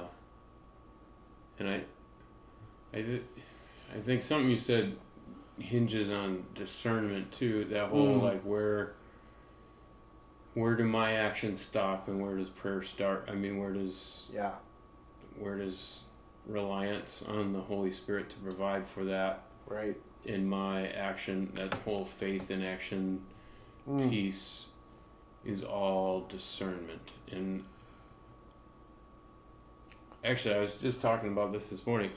I really love about, so in Ephesians 1, it's just the beginning, right, of a letter that Paul is writing to the Ephesians. Mm. And he does what he does in most of his letters. He thanks them for being them and reacting to the Holy Spirit and the news of Jesus Christ the way they do. And he lays out the gospel in the most complex, long-winded way he possibly can. Because the gospel reaches into every aspect of our life. And so, while we can boil it down to, I don't know, I was telling the guys this morning, while we can boil it down to the wordless book or the 5 laws, or I don't know what does Crew use now? I don't know. One Verse Evangelism was what they used back in the day, but I don't know if they still do that. Oh, yeah. But anyway. For the wages of sin is death, but the gift of God is eternal life through Christ Jesus our Lord. Romans Road. Yeah, you can walk through the gospel real fast and Right. make it real simple. Yeah. However, at the beginning of just about every one of Paul's letters, he can't stop talking about the blessings and the promises and the hope and all of the different ways that the gospel changes our lives. And so they end up being these super run-on long sentences just so he can say, your faith in Christ produces this stuff. Yep. And so I think that's where our discernment starts coming in of like, what is God doing in my heart right now? Am I supposed to reach out and just have faith and touch his hem? Or am I part of the crowd? And am I just supposed to just travel along with him and watch what he does? Yeah, because you have both of those things in. You have, the woman that we're talking about, where she's just like, if I just touch his clothes, if I could just touch the hem of his garment, if I can just touch his cloak, I'll be healed. Mm-hmm. And she believes on everything she has. She believes it. It's just such an interesting story because Jesus doesn't, it seems, so I'll say that, in the way that it's described in the Bible, Jesus doesn't consciously heal her. Mm-hmm. Like power, he feels power go out from him. Mm-hmm. And he was like, who touched me? Mm-hmm. And of course the disciples were like, dude, do you not see the crowd pressing against you? Yeah. What do you mean? And he's like, no, who touched me? And the woman immediately knows, but it was just like, and you have that, but then you have like, as that scene's concluding, the messenger from Jairus' daughter arrives and is like, hey, don't bother Jesus anymore, she's dead. And he just looks at Jairus and he says, Jairus, just believe. Like just have faith, have belief. It'll be okay. And both of those things are the same. Both are dependent upon Jesus. They need Jesus. But one of them is like, I need to take action. The other one, he's just like, no, just believe. You can't do anything else. We're going to go there. With the benefit of Jairus just seeing this lady. Sure. And looking at Jesus and saying, help my unbelief. Right. So he has reason to believe. Right. Because he just watched something happen that shouldn't have happened. Yes. But he's being told that his daughter is dead. Yeah. And so he's looking at somebody that just made the impossible possible. Right. And he says, help my unbelief. Yeah. And I think that's what you're talking. That's what we're talking about, is that discernment of where am I? Where am I? Where is my heart? What is God talking to me about? Am I, because I guarantee it's not about being comfortable on your couch. Right. That's not what God is leading you to do. I guarantee it's not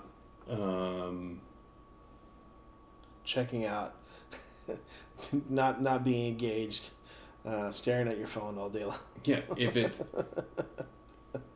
being angry and bitter about the world. And yeah, one of the things I don't know how to help people without having a personal conversation about what they're wrestling through. Right. But just as broad as I can be as borderlines, if it pulls you away from community, that is not where God is calling us. Right. I mean, right. The older I get, the more I realize that I don't think I'm ever supposed to just kind of have my own little cocoon. Right. Like, yeah. As a married man, that's impossible now because my wife always wants in. I mean, which I appreciate. I kind of like that. That's a plus of marriage. And so, I mean, at the very least, we have that community. Yeah. But you're. But even then, if I just settle for that, I am missing out on the body, which God, throughout the New Testament for sure, it is extremely apparent that if we're not plugged into the body, we're not part of a church. Right. And vice versa. Every person has been given some part to play in the body of Christ. Yeah. Some gift, some talent, some placeholder, whatever it is. Like you belong, and you have work to do. Yeah. You're part of the body. You got it. And when we default away from that to like, oh well, I'm not a paid pastor, or I'm not the minister, or I didn't go to school for this, and it's like, yeah, you didn't, but guess what? Jesus doesn't care. You're part of the body. You may think you're insignificant. Doesn't matter. You're part of the body, and the body is incomplete without you. Yeah. And that community part, I that was one of the things that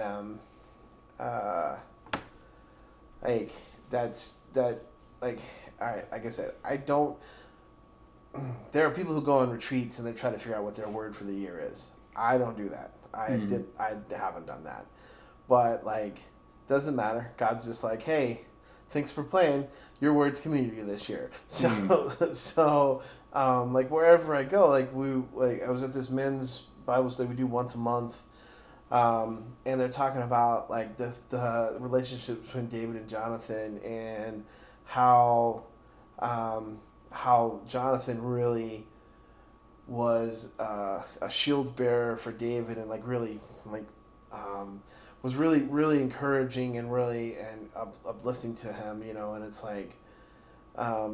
that's what you need. That's what we all need. Is we need somebody that will be in our corner, that will encourage us, that will speak truth to us, that will be and the only way to find that is community. And we all need that. None of us are able to go forever. I mean, there are times when, Jesus does go away to be alone to pray, but then he comes back to hang out with his 12, and so it's just become so clear to me that God is saying, yeah, you help create, and you're a catalyst for community, because I do small group with 6th graders, and it's so clear that the way our church is, it's not one community, it's several different schools that come together, and it becomes one community because of the church. But the kids don't go to school each other, so they barely see each other for an hour and a half on Wednesday nights, and that's just not a great So one of the things I'm starting to do this Saturday coming up, we're doing playing a tabletop role playing game, but it's just to facilitate these kids hanging out outside of their Wednesday night normal, to be maybe you guys would like each other and stop being such spazzes around each other, and that one's a little bit of a far-fetched hope, but right.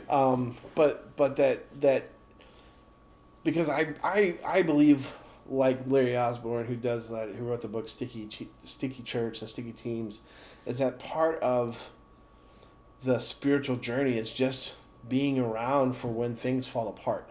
Like having the people around you that will support you when those things fall apart, because that is when you start asking those questions, you need them more than just when you feel like you've got everything under control.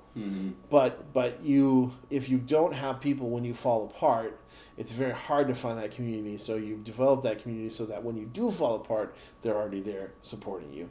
And I think there's a big portion of that where it's like, yeah, we develop those relationships so that we can, and God builds that in us so that we can face the things that are coming. And so yeah, my word of the year, I don't even like saying it out loud, but is community. Because I do think that it's only February. What if it changes? Oh, we can only hope. What if in June you're like, no longer community? Well, what does it mean actually? Like I guess I don't know really what a word of the year means. It means you're attaching a theme to your whole year. Yeah, I guess so. Like in what hopes? For me, or like what people normally do it for? I don't know. Like, why would you want to? And this is why I'm asking the question. Yeah. Because the critic in me says, well, you're just putting on a lens to view your year that you're now just going to, I mean, it doesn't actually change your year. It just changes how you view things, which I guess can be beneficial, or you're just looking for stuff that connects to, But, so I'm gonna counter the critic and tell you that psychology has proven that if you do stuff like that, you do change things. So, yes. You change things how? Well, so there's a, well, I'll answer this, then I'll give you my real answer after this. So, Okay. You change it, how, like, there is a branch of psychology that basically says that if you want to feel certain things, or you want to be certain things, you just start acting like you are that. So let's say that so for example, this is kind of marital counseling kind of stuff that I learned back in seminary. Let's say that you're like, you know what, so you're talking with a husband and wife, and and the wife's like, I'm very frustrated with my husband, and so I feel like every interaction I have with him is short, and I don't respond well to anything that he does.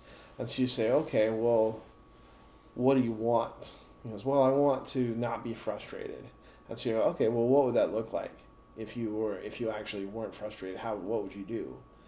And they're like, oh, I would do this, this, and this. And it's like, okay, well, do that. Just do that. Because what you find is that when you start doing that, you become that. So you're that person that you want to be, because you're acting that way, you start becoming that person.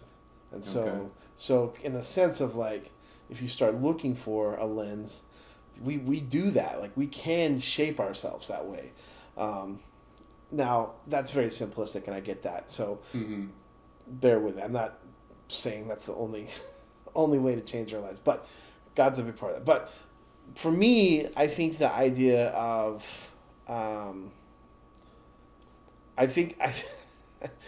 it's because I'm a hipster. I just rail against things that seem like everybody's doing this thing, and so, like, it's kind of like, well, the cool thing is to have a word and do that kind of thing. And so I don't like to do that, because I'm like, no, I'm edgy and cool, and I don't do the stuff that everybody else is doing.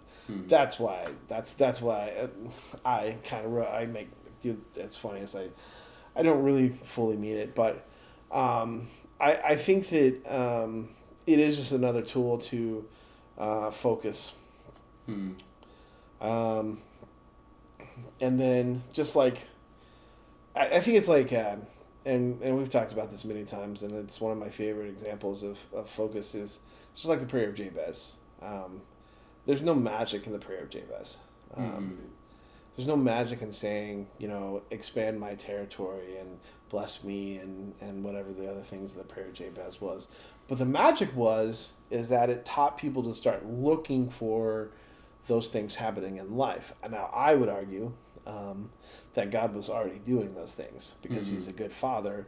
He's already blessing you. He's already expanding your territory. He's already, doing those things. But we aren't watching. And so this goes back to even like our miracle conversations, like do we see or do we miss it? And so when we start focusing on something like answered prayers, I can remember, so this is, speaking of long times ago, prayer of Jabez came out. I was a junior in college, and I remember working at a snow cone stand, and that was so big. I mean, it was just everywhere. And the local Christian station on the radio, and some Christian concerts coming, and they, be the third person to call in, as radio shows did back then, and still do today, I think. And you win these tickets, and so this person calls in, and she wins the tickets. She goes, "I prayed the prayer of Jabez over this." And even back then, as a dumb college student, I was like, "That's not how this works. That's not how any of this works." But what happens is that when you start watching for specific things to be happening in your life that God's probably already doing, or that God is glad to step into and help, then you're going to see them. And that you would miss if you weren't specifically watching for them. So what it taught people was open your eyes to see the things that are already happening. There's no magic in the words, I believe.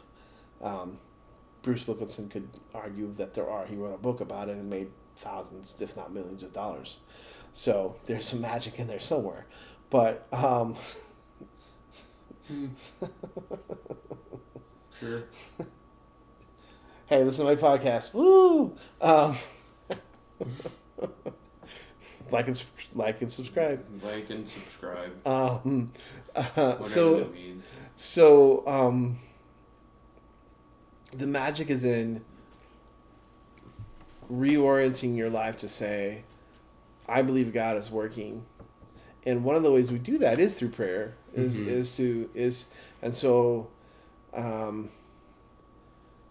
so that's where that's why I would say the word of the year for me is kind of that way of like saying, all right, I'm going to keep an eye open specifically for this. Is God already like, yeah, you need to be in community and move in community? Yeah, probably. He already is doing those things. But when you start to specifically look those, it's the same kind of, it's the phenomenon of like whenever you had, like Callie and I bought the car that we, after Callie's car burnt up, and we bought the Kia Borrego, which was a Canyon Red. We'd never heard of a Kia Borrego, but show up at church the next Sunday, oh, somebody else has one. Drive down the road, all you see is every other Kia Borrego, and but it wasn't meaningful until we owned one. It didn't mean anything for that other couple of church to have one or to see it on the road because we didn't own one. And so that's kind of what I think happens when we adopt a word of the year, or we start thinking about certain things, is that it becomes almost a self-fulfilling prophecy, but it becomes full of meaning because of the circumstances or the kind of the ideas behind it. So that's why I think word of the year is. I think it's actually, it can be a cool thing.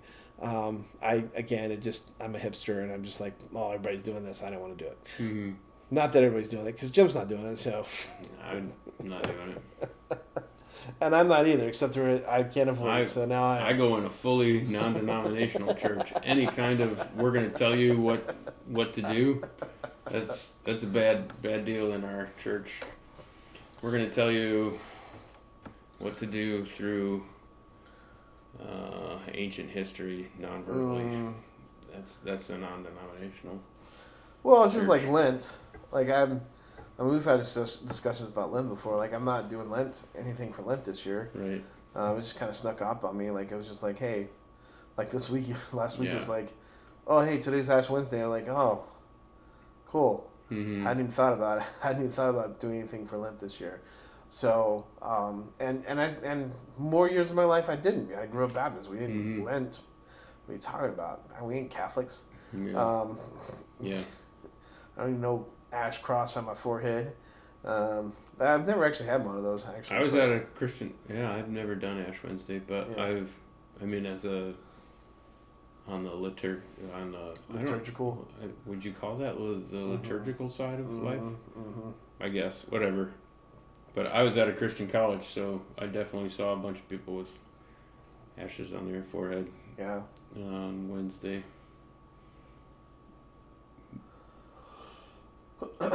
Yeah, I think it's important. I think those things are important to frame correctly.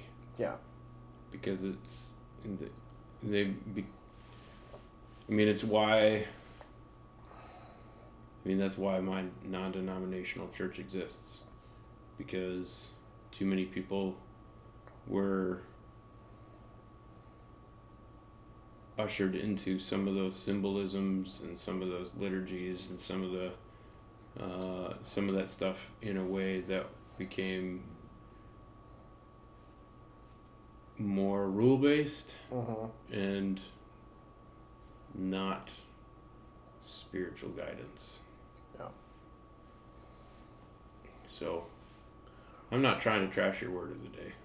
Or word of the year or whatever it is, but you can't because I didn't try to get one and now I have one and it's like, what are you gonna do?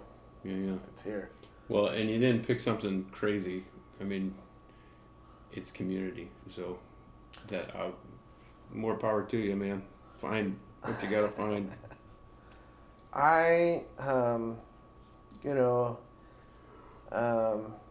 And maybe it's because we go to a bigger church. It's not a mega church, but it's a big church, and like we're going to 3 services. Like I just see they ask questions like, well, who pours into you, or who, like I've been discipling a kid, and now I'm teaching 4th and 5th graders, and I'm doing a small group for 6th graders, and I'm like, I just want to be able to pour into them, but I'm also like, I just haven't come from a tradition of I'm pretty self-taught in a lot of things. Like we didn't have a whole lot of like one-on-one discipleship. There was a lot of corporate, like, we'll go to church and go to a youth group and maybe go to a Bible study, but there wasn't a whole lot of like one-on-one discipleship. So I'm kind of, well, the kid I disciple doesn't listen to this that I know of, so like I'm kind of winging it. He probably actually can tell, but like we'll be sitting there. I'll be like, let's do that, because we're just we have a curriculum. But then Sunday is yesterday Sunday? Yeah, yesterday is Sunday. Man, I guess it was. Yesterday it was just like we were talking about serving people, and I was like, yeah, man. So who's the least of these at your school? Like, you have some people? And he's like, yeah, I can think of some people. And I was like, how do you serve them? And so I sent him home with, start thinking about that. Start praying about that. The part of the sermon on Sunday that we both listened to was about how God wants full control, and he wants us to give up that, just rely on him and let him take over, and how scary that can be. And I was like, what would it look like for you to have, like, fully knowing that if I was in his shoes, a sophomore in high school, not very confrontational, very nice, very, very well liked, very get along with everybody. Mm-hmm. But what would it look like if Jesus just really took control of you and like you let him lead and you really started reaching the least of these? What would that look like? So that's what I've asked him to pray about. And that's what I've asked him to come up with some ideas and and then do not all at once. We're taking a week at a time, sure. but but there's still adult me. That's kind of like I don't know. Like I talked a lot about loving your enemy and how that's just a podcast from last night bleeding over. But I mean, I could freely say that there are people that either in my personal life or in my work life that have, I would say, not done good. They're not my enemies. Like I don't think anybody is really my enemy. But there's people that I'm like, I just don't want to talk to you. Like, I don't want to be in a relationship with you because I think that you, I'm not saying this is Jim. But I mean, it kind of is, but I think that, you disrespected me. You didn't treat me with the kindness you should have. You didn't give me a fair shake. You think poorly of me. Maybe you have cause to. I'm not saying that I'm perfect, but, and so my heart is like, I just want to avoid that. Then I just don't want to talk to you, and I see in this idea of like Jesus being like, you love your neighbor as yourself. Like my responsibility is to continue to engage and figure out how to love those people, and avoidance is not a loving strategy. But do I avoid them? Absolutely. Yeah. So just confession. Right. I haven't figured it all out. Right. I haven't figured out how to have the hard conversations, because I do think that loving people is much more about having the hard conversations that you don't want to have because it's uncomfortable than it is about just gunning up some emotions that's like, oh, I feel pleasant towards you. Yeah. Well, so I'll spin that into community a bunch of like, I think the older I get, the more I realize that I have to be intentional about letting those people in. Yeah. Because I need, the more I lead, and the more that I'm an elder, and the more that I teach Sunday school, and the more that I run camp, and the more that I lead training, and the more that, I need somebody to be willing to check in with me. And it doesn't look like when I was 18. Right. It's not what's your screen time look like? It's right. not I mean, it can be, but sure. That's not really that can be part of it, but yeah. Where I am, it has to be really intimate. It has to be David, Jonathan, close. Right. And so I think without those people, and that, that can look like a lot of different things.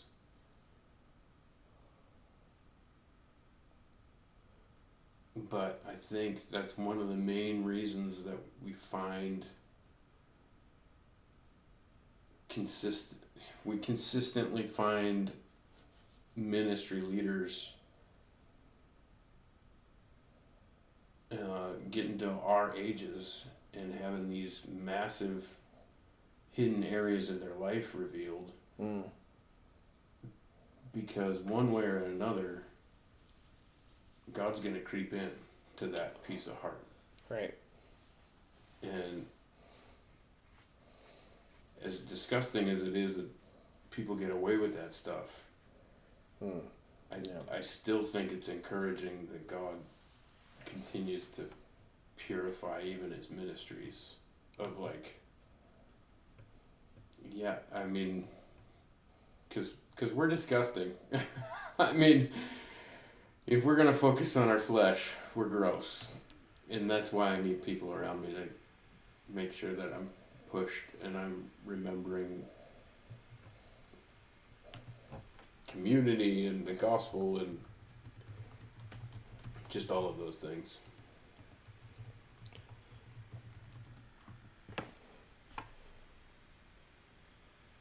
Yeah, and I think the thing that I felt like when I was younger, I just felt like that I would just get to some point where I would just be like, I've got it figured out. Mm-hmm. And the older I get, the more I'm like, still don't have it figured out. Mm-hmm. Like, you know, still, you know, God has done so much, and I mean, I literally can say that I'm in a better place than I ever want to be, and yet I still have doubts. I still have questions. I still can't wrap my mind around how following God works sometimes. Yeah.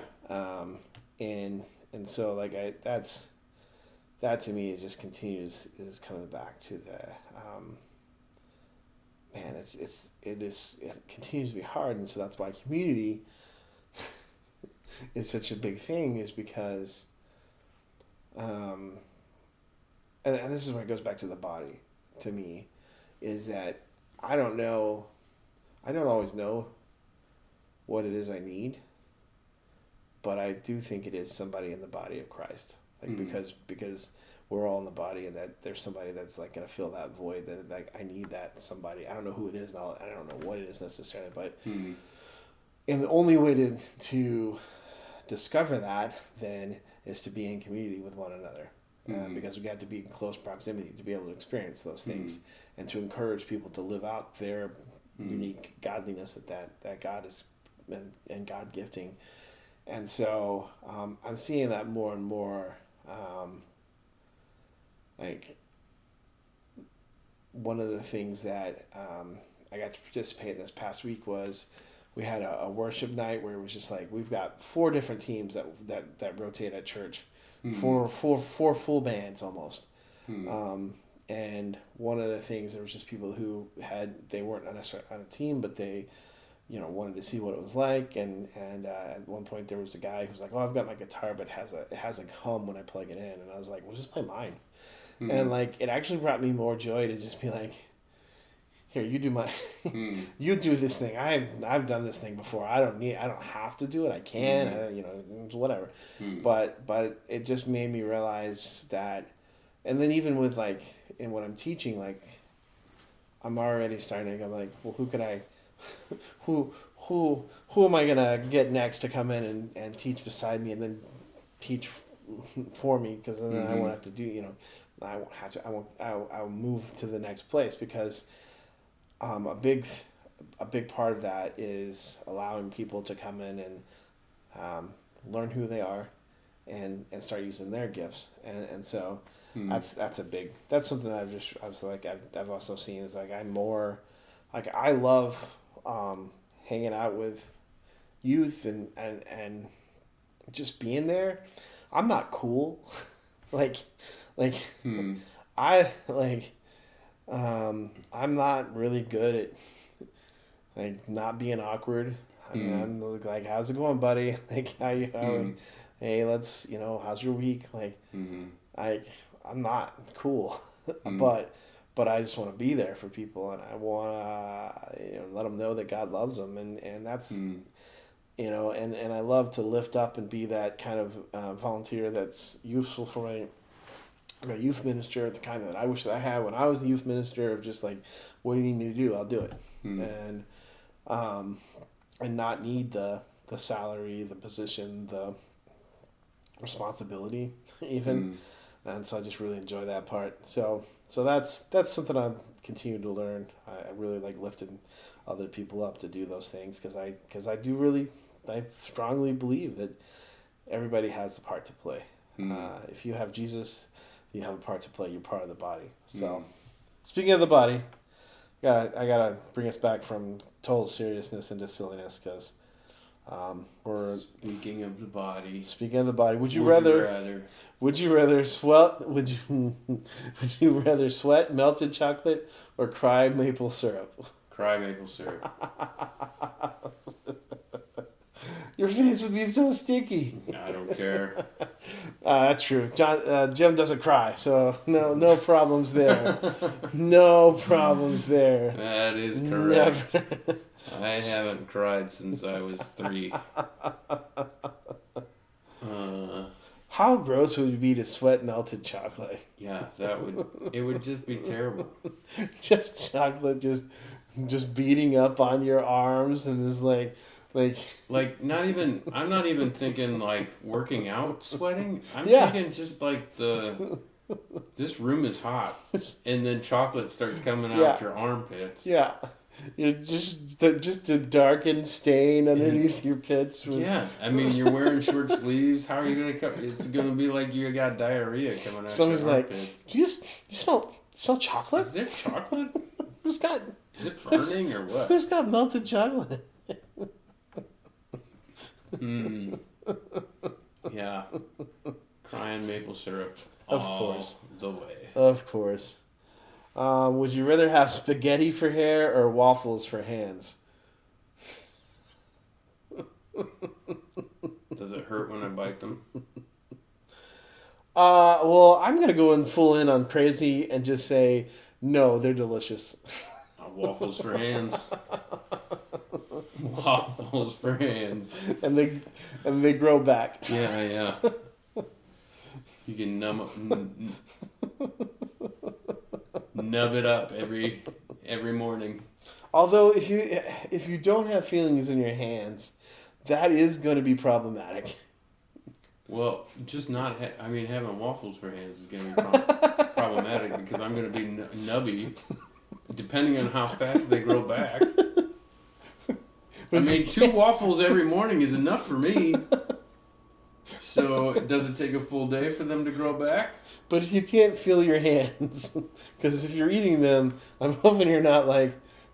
I did say they're delicious. I guess I didn't say they weren't pain free. Or you're like eating them and you're like, that hurts so bad, but it tastes so good. Like I don't know. I'd still go with waffles. I'm digging spaghetti for hair, so I'm loving. I like it. It's a lot less painful way to get a spaghetti bowl. Yeah, you could just get a haircut. Just get a haircut. And yeah. You guys, we having spaghetti tonight? Yeah, just cut my hair. We got noodles. Yeah. Is it cooked spaghetti though? Because who knows? That doesn't really say. The question doesn't say. It's got to be cooked. Huh? What, hard noodles coming out your head? Yeah. Weird. I don't know. I can't imagine hard noodles coming out your head, but I can imagine eating 2 waffle hands.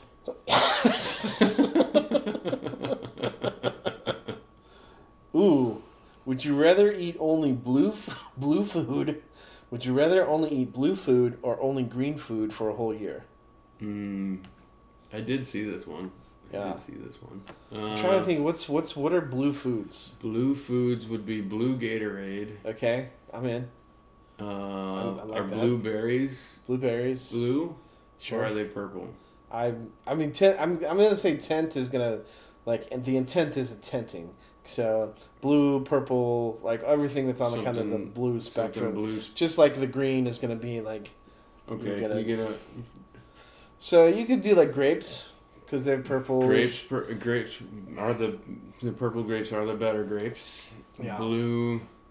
That's kind of pushing the border though. You'd have to do the dark ones like the Concord grapes. Yeah. Blue corn. You can have corn. That's true. There's corn chips. There's blue corn chips. So yeah. You get tortilla chips. Blue cheese. Does that count? I guess there's kind of a bluey tint. There are some. In there. They could be green though. I don't know. What else is blue? I don't know. There's so many. There? There's not many blue. Like green just feels like you would actually. You just live in vegetable land. Yeah. Is where you live in green. Yeah. What the heck is blue? Fruits mostly. Can you tint anything? Could you put like blue food coloring in your potatoes? So just like everything has to turn blue? Maybe. I don't know. It doesn't say. We could. Because then it's 100% blue all day. If green has to be, it has to be no food tint. But blue, you get food tint. Then it's blue all day. Okay. Because I don't really care that my turkey is blue. I'll dye the heck out of it. Blue turkey. Blue turkey. Let's see. I don't know how you make steak blue. Steak is kind of blue naturally. I mean, like uncooked, then that's like raw, almost raw steak is called blue. So I guess you. But is it? You'd go rare. Yeah, I don't know. I don't know about that. Would you rather? Would you rather have boogers that glow in the dark or drool that sparkles? Glow in the dark. Glow in the dark boogers, for sure. Glitter is straight from hell. It doesn't say it's glitter. It just all says it forms sparkles. of glitter. Sparkle, glitter. Just I don't care. Straight from hell. It doesn't matter. Glow in the dark. How cool would that be? I don't know. I can't see anything.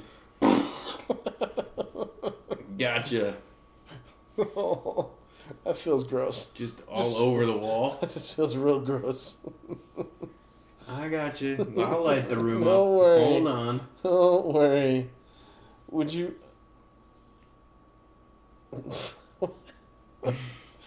What in the senior citizen is this? Would you rather have to announce to everyone whenever you have to fart or pee your pants daily? Wow. All I can think of That does sound like is a nursing home. Billy Madison. Billy Madison, yeah. Adam Sandler movie, and they go to the zoo or someplace. Oh, yeah. And the little kid, like, pee your pants. like, I was pee your going to pants. announce your fart. I was like, what? Yeah. Billy Madison announcing fart? No. You're not cool unless you pee your pants. Yeah, they go on the field And then trip. the old lady's like, peeing your pants. If peeing your pants is cool, consider me Miles Davis. Yeah, I do remember those. It's a good movie. Good old Adam Sandler's. Chris Farley and Norm Macdonald eat all the kids' lunches. Yeah. Who would eat 40 kids' lunches? Mm-hmm. Oh, okay. Weird. So, just nursing home. That's all I can think of. Yeah, that's like living in a nursing home. Mm-hmm. You already answered this one.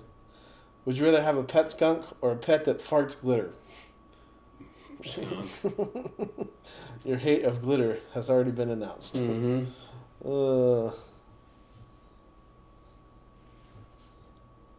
What was the glitter one? I didn't even listen. I just heard glitter and said no. You drool sparkles. No. The skunk or what? A pet it farts glitter. Oh yeah, no. No. Man, would you rather be invisible at random times or glow in the dark constantly? Like how glow in the dark? It doesn't say. They don't give me the nuances here. You got to decide what the nuance is. Okay.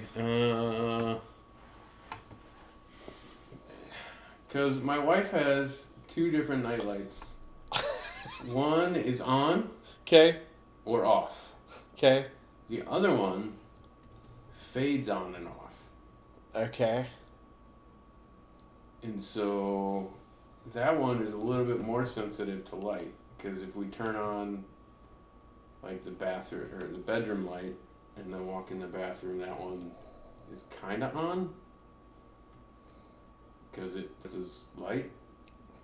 But the other one is not.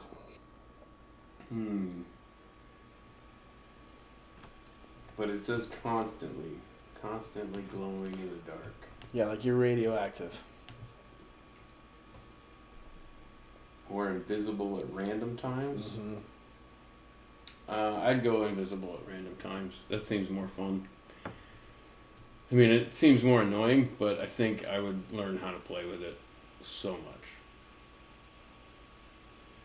Imagine teaching a Bible study. And just going invisible. And then all of a sudden, there's just a Bible floating around the room. Oh.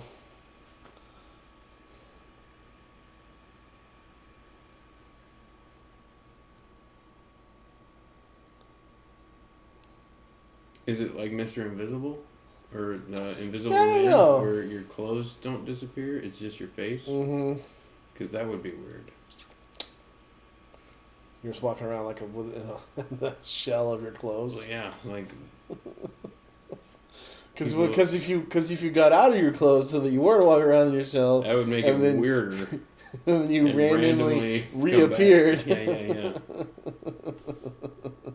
No, I was invisible. Yeah, you were. You are not any longer. Yeah, I'd still do the invisible one. Mm. Would you rather be 11 feet tall or 9 inches tall? 11 feet.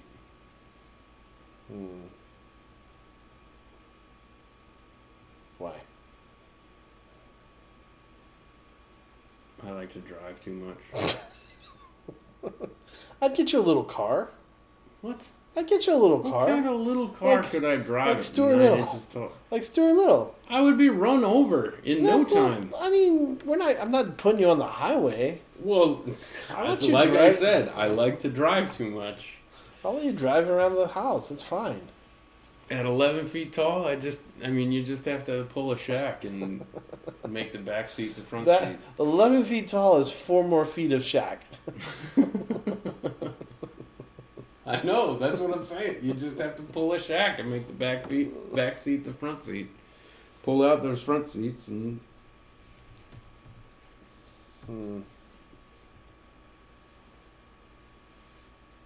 11 feet tall would be... That's... Both are crazy, but... Yeah. What is that even? That's just using. Would you rather cuddle a koala or pal around with a panda?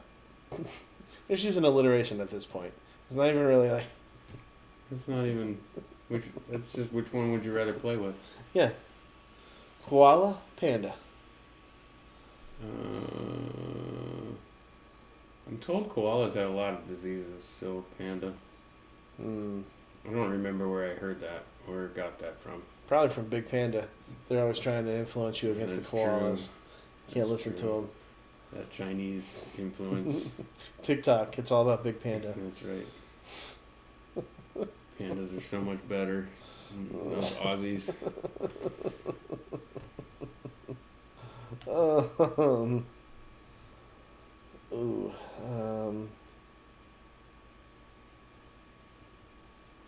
Wow.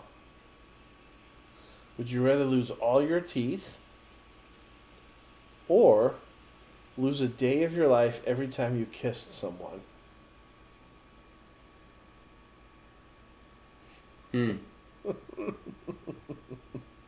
That's a strange combination. One of them feels much more consequential than the other. Yeah. Yeah. And how do you say a day in your life? Like what? How do you lose a day in your life? What does it work? What is it? Does that mean, maybe it means your life is shrinking from both directions.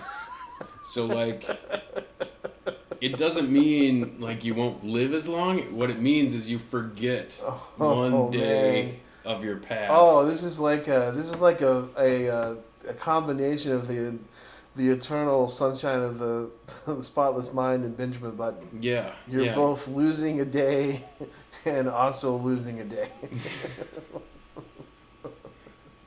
Well, you're not losing 2 days. You're just losing a memory of a day. I don't know. What. I mean, the teeth one is the obvious one because or I don't a even day, know what that means. or a day from your life. Yeah. Would you rather lose all your teeth that can be replaced? I mean, that's a pretty normal thing that just about every American does. Like, or explain to your wife why you can't kiss her again because I am going to die. it's a day of your life. And you don't know how long your life is, so you don't know. Like, you're like, oh, I got plenty of days, and then kiss dead. I mean, every February I'd be trying my hardest to go meet Jesus. I would just say.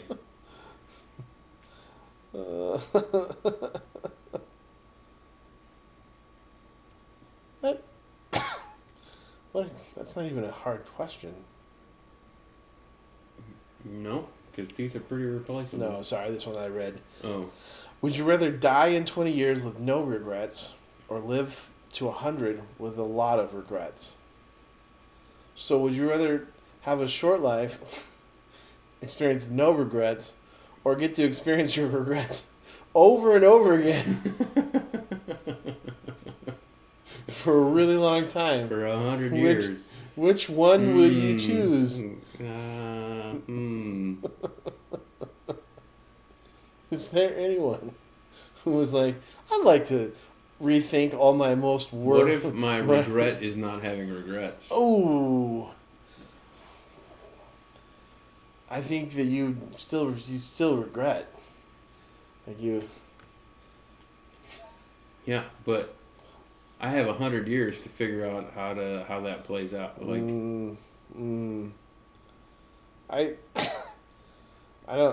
don't know. I'm not the would you rather genie, so I can't tell you whether that's. I'm just gonna tell you, I found the way around that one. I'm going 100 years of regretting, not regrets. Okay. I'm regretting not having any regrets. Would you rather die before or after your partner? Oh, I tell Ember almost every day that she's dying before me. I'm the opposite. Oh, yeah? No. My wife could not handle life without me, so she's going first. Guaranteed. I often tell Callie that I'm like, I think 60 is pretty good. Like, what else is there to do once you get to 60? All right. I mean, I'm going to go see Jesus. If I go first, I'm not going to argue. I mean, that's okay. But I'm just saying, I'm pretty sure my wife would go first. Yeah. At the rate that Callie's been going lately, I'm probably going last too. So. I don't know. She makes it through everything. Yeah. She just has a rough go at it. Yeah. Would you? Oh man, you can't. I get to go first on this one. Okay. Would you rather have Danny DeVito or Danny Trejo play you in a movie? Okay. Danny DeVito all day. All day? No disrespect to Danny Trejo because he probably could murder me, but I love Danny DeVito, so I'm glad he could be me. I see both ways. I'm okay with Trejo. Yeah, I mean, it would be a miscasting if he was casted as me. Is what I'm saying. I don't think it would work. That would be the funniest casting ever. Damn, Jim. Where's Paul? Oh, there he is. I'm Machete.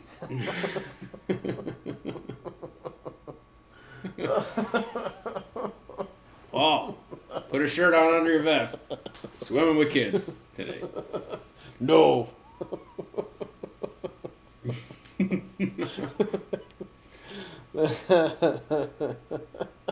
Nobody needs to see the lady on your back. Come on. She is beautiful. So, yeah, Danny DeVito all day. Um,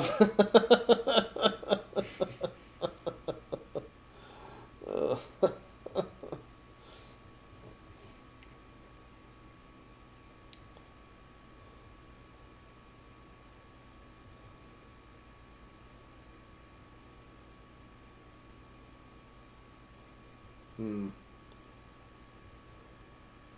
Would you rather be the absolute best at something that no one takes seriously, or be average at something well respected?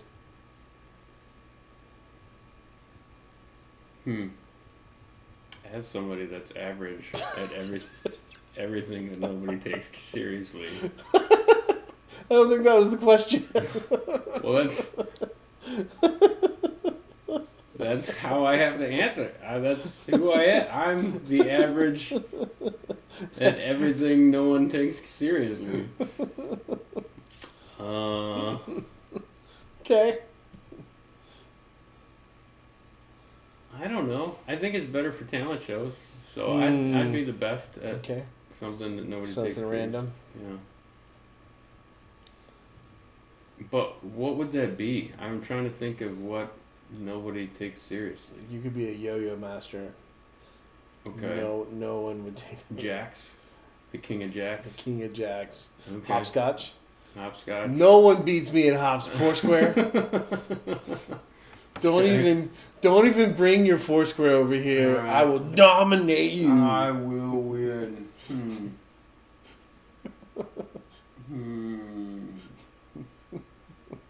Now we gotta get Jim on the show. He's the best at checkers.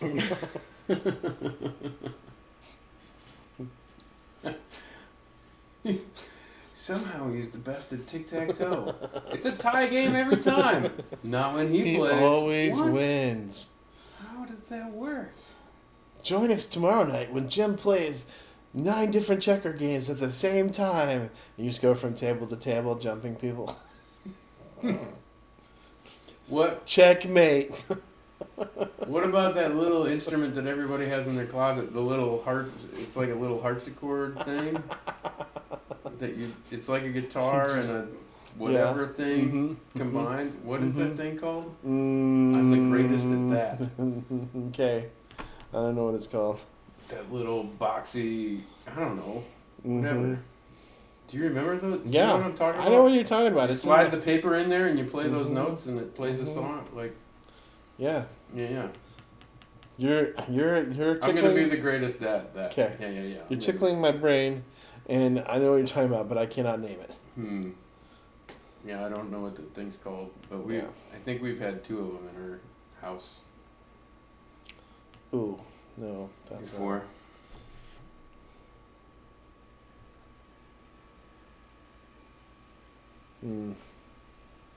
I like my boss. Some of these are like, would you rather do this with your boss or never do this? And I'm like, I like my boss, so that one. But yeah.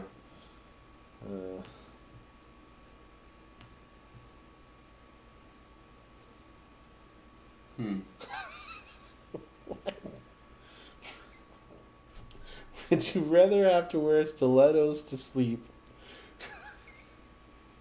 or have to wear slippers everywhere you go?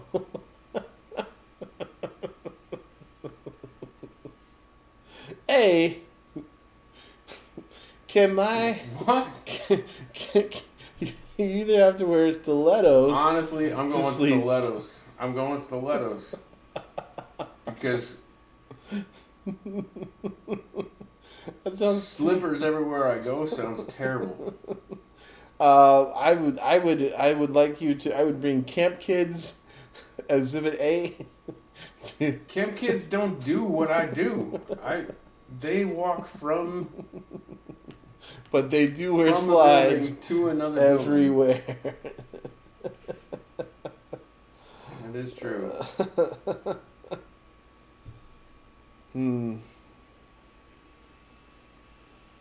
I mean, I like slides, but and just loose shoes. But Yeah. No, I need my boots for some things.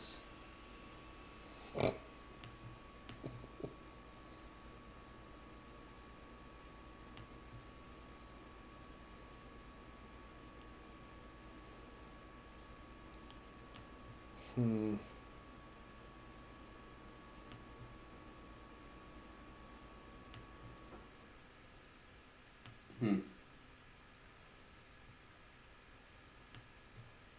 Ooh, I know my answer. Would you rather eat only pizza for a year or not eat any pizza for 5 years? Only pizza for a year or no pizza at all For 5 years. for 5 years. Well, being that I've had pizza for 3 days straight, 4, 5, I might have already eaten pizza every day for a year. I don't know. Because I went to Chicago on Thursday. Ooh. I got Illuminati's. Oh, no. Because now I'm jealous. I never got that before. It's so good. And it is infinitely better than Giordano's. Amen. Amen. Amen. So good. I brought it home and I had a slice when I got home. And then I just had the last slice today for lunch. It has been a while since I had Giordano's, but I was disappointed the last time I had Giordano's, so it's going to take a lot. I don't think I was disappointed. I don't think I'm disappointed in Giordano's. Yeah.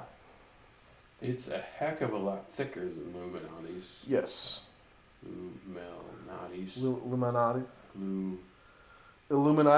Not Illuminati's. It's Lou. Illuminati's. Malnati's. Yeah.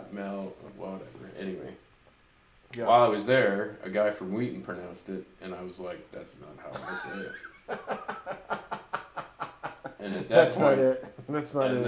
At that point, I realized I am not from Chicago. Yeah. Because he said something that is not what I said. The best, okay, their tomato sauce is really good. Like, just The whole pizza was good. I know, I liked it all. But so I mean, it's a $60 pizza, but yeah, Callie and I, so we got the smaller one. So we didn't get the $60 pizza, but we got the smaller. But we got garlic bread, and they had garlic bread, and they had like just the marinara that you could dip in it. Like, and I generally don't like just marinara sauce. Like, it was so good. I was like, this is so much better than Giordano's. So yeah, I'm Team Illuminati's. I was happy to do it. I almost got Somali food because about a block and a half from Moody, there's a Somali restaurant that's really good. Yeah. But then I realized there's also Illuminati's at like walking distance. So yeah, I just walked down there. And then I realized that it's impossible to go to the bathroom in the city. Around here, it's not that hard. You walk into anywhere and you use the bathroom. Right. In the city, I got rid of my visitor's sticker. I had been sitting in that room all day. The security girl in the commons, because we were in the lower commons in Moody, and so the security girl that's sitting at the desk that's kind of checking IDs to make sure that you have an ID. I walked in because I walked to get the pizza, and then I got back and put it in my truck, and then I was gonna go to the bathroom before I started driving home, and she was like, "You don't have a sticker?" I was like, "Yeah, I was just here all day, man. I was at the table right next to you, like literally right there. Like I could point to the table. I was staring at you for the last like half hour. No sticker, no bathroom, my friend." And she was like, "I need an ID," and I was like, "I gotta go to the back. Here, have my wallet." And so I just handed her my wallet because the bathroom is literally 15 feet from that desk. It's not in a different room. You're not going down other hallways. It's closer to that desk than the elevator is. Clever Jim. You were gonna sneak right past her. She saw through that. It was so weird. It was the weird. And what's even funnier is Camp Summit called it because Kevin and their new director Amos was there. Yeah. And so I walked in and they saw that I didn't have my sticker on anymore, or they saw that I had a jacket or whatever, and they were like, "You're gonna need an ID to go to the bathroom." And I was like, "I was just here, man." And I just kept walking, and the lady was like, Gotta I need do an it. ID. Mm-hmm. I was like, I don't. Mm-hmm. I was here all day. What Yeah. are you talking about? Yeah. Yep. You sat there and saw me. It was so funny. Yeah. And it made me realize, going to the bathroom in the city is a lot harder than going to the bathroom at camp. Well, or even here in Peoria. Yeah. 'Cause Yeah.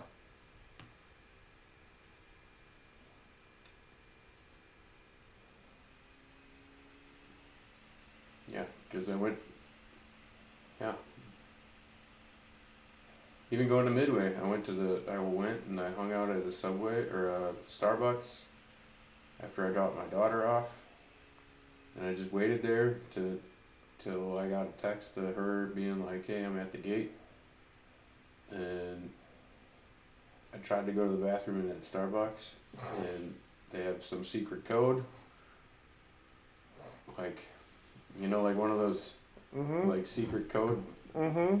like Like knobby escape things? room. Yeah. Escape room. You gotta figure out the code to Yeah, get to use the it was restroom. hilarious. I walked back there and I was like, "Oh, yeah, this is the city. Mm-hmm. Can't just walk in and use a bathroom. That would be terrible." Yep. So all you Chicago city people that are homeless or whatever people are ruining the bathroom experience for people, stop doing that. Because here in Peoria, you can just walk in and go to the bathroom. Walk right back out.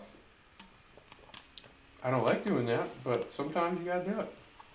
I mean, I have a rule that if I, it's not a set rule. Hmm. I'll just freely admit that. But if it's a gas station and you're not getting gas, then you gotta buy something. Hmm. Okay. But I don't have any problem like if it's a McDonald's and you're just stopping to go to the bathroom. I don't feel like you have to buy anything. Oh, that's weird. I said it was weird. I'm probably more of the opposite. If I walk into a fast food place, I'm probably coming out with food. If I walk into a gas station, maybe a coffee, but Yeah. other than that, probably not coming back out with something. My brain is just like the opposite for some reason. Yeah, like a McDonald's, even just fries to munch on as I drive, killer. I mean, if I'm hungry, yeah. I don't have to be hungry for French fries Well, or a shake. yeah. I just don't feel the compulsion to be like. I feel like the bathrooms in the fast food place for whatever reason I just don't feel like gas station just kind of is like, yeah, you gotta buy something. That's just my rule. But like and we generally don't stop at a restaurant, so I mean usually I'm stopping at a gas station or a rest area when I'm traveling. But like if all else fails, only option is to stop at a McDonald's, that I don't feel like I also need to order a meal, even fries or a shake. I'm just like, yeah, go to the bathroom, get in, get out. All right. I don't know. I don't have any reasons for that. It doesn't matter, I guess. Whatever. So,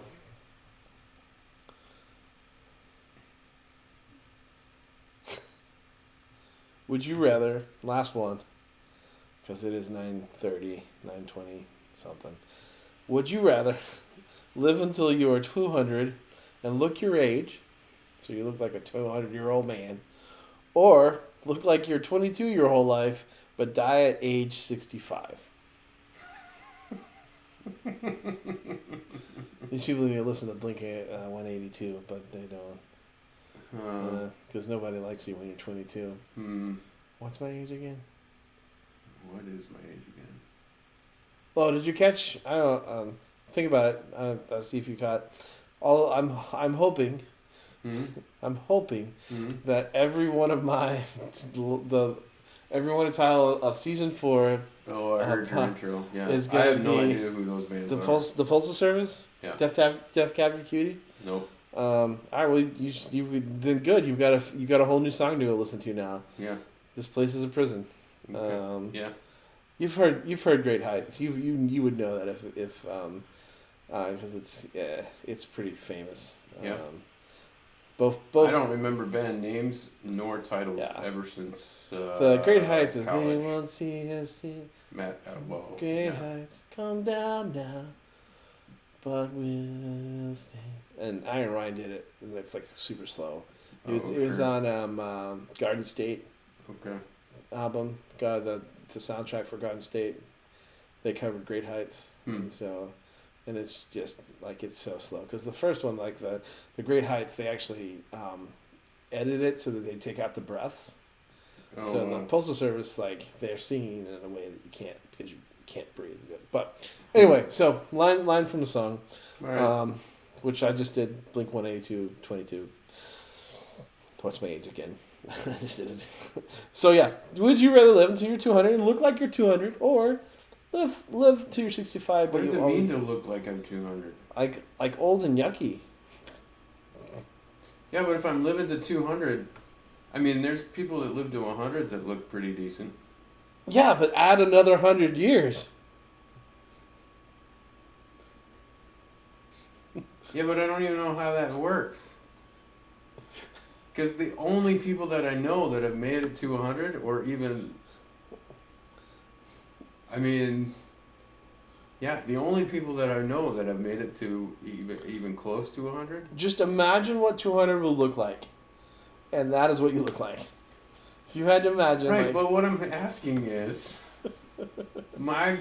so and you my and you're grandpa- hard on your body, so you're gonna look bad by the time you're 100. I don't care how I look. What I'm asking is, my grandpa Yeah. died at 98, Okay. but he was at least mobile until he was 97. Okay. I mean, he was mobile up until the end, but he got. It doesn't say his whether or kidneys not. started getting out and It- all that stuff started failing. I can So only his last year assume, wasn't great, but he was pretty dang good up to 90. as the arbiter of the would you rather's, I would only assume that it would be similar in a decline, where you would be able to do progressively less as you got closer to 200, but you would be able to do more than most 100-year-olds could at 100. Okay, so it's not vegetable for 100 years, Right. Because that's what I'm saying. Once people Sure. get to 100, it's kind of like they're a vegetable. Right. So no, you're not vegetable in it. You're still able to live at least some quality of life that I believe would decrease the closer you got to 200. Similar to as you closer you get to 100, you start the things you can do. But if you just expand that, but it's not. But I think that wouldn't say that it would be like you're just making like 100 would be your 50. That's not what I'm saying. Yeah. I get what you're saying. I think with all that questioning, I think I'm going the other one. You're gonna be like 22 but die at 65. Yeah. And it has nothing to do with how I look. I do not care about how I look. It has to do with my state of living. Because, and I would argue this, because my personal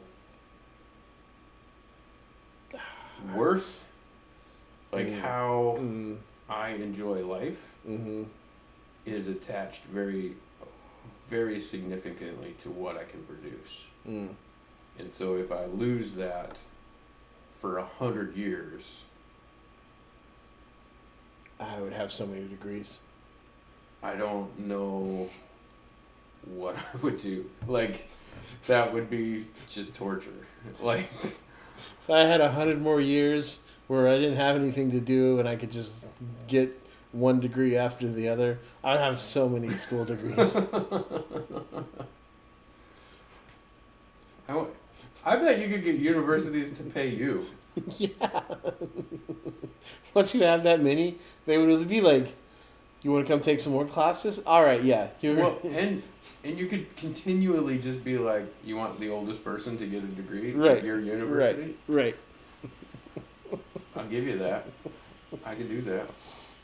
Instead of Guinness Book World Record for you, oldest person graduate from university. Yeah. I would learn so many things. Okay. Okay. I would. Paul's gonna be.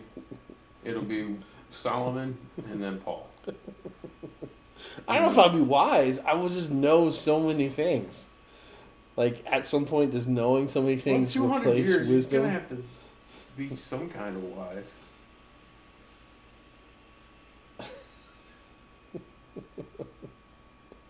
I mean, just like, what if you had 100 years just to learn things? This is the difference between you and I. Yeah, sounds super fun. You had no responsibilities because your friends all died. Yeah, you outlived everybody twice. You went through that twice. And now all you have to do is you've got your books, and you learn things. Doesn't that sound great? And a body that will not do what your brain wants it to do. By that time, we'll have robot bodies. I mean, another 100 years from now, you can't tell me we aren't going to have robot bodies that I can put my brain in. Ugh. Yeah. You're only solidifying that I'm out here at 65. That only tells me for sure I only want 20 more years out of this. I mean, so many degrees. Yeah, that would. I mean, 20 years, probably all my kids are married that are going to get married. I mean, if they... Yeah. I'll probably have at least a few grandkids. Yeah. Done. I'm out. What would be the next degree?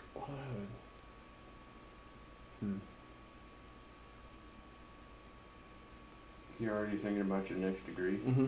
Okay.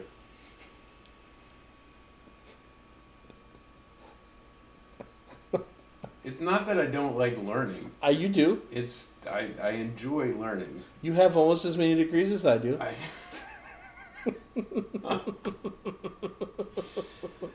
I have one more. That's just pointing that out. okay.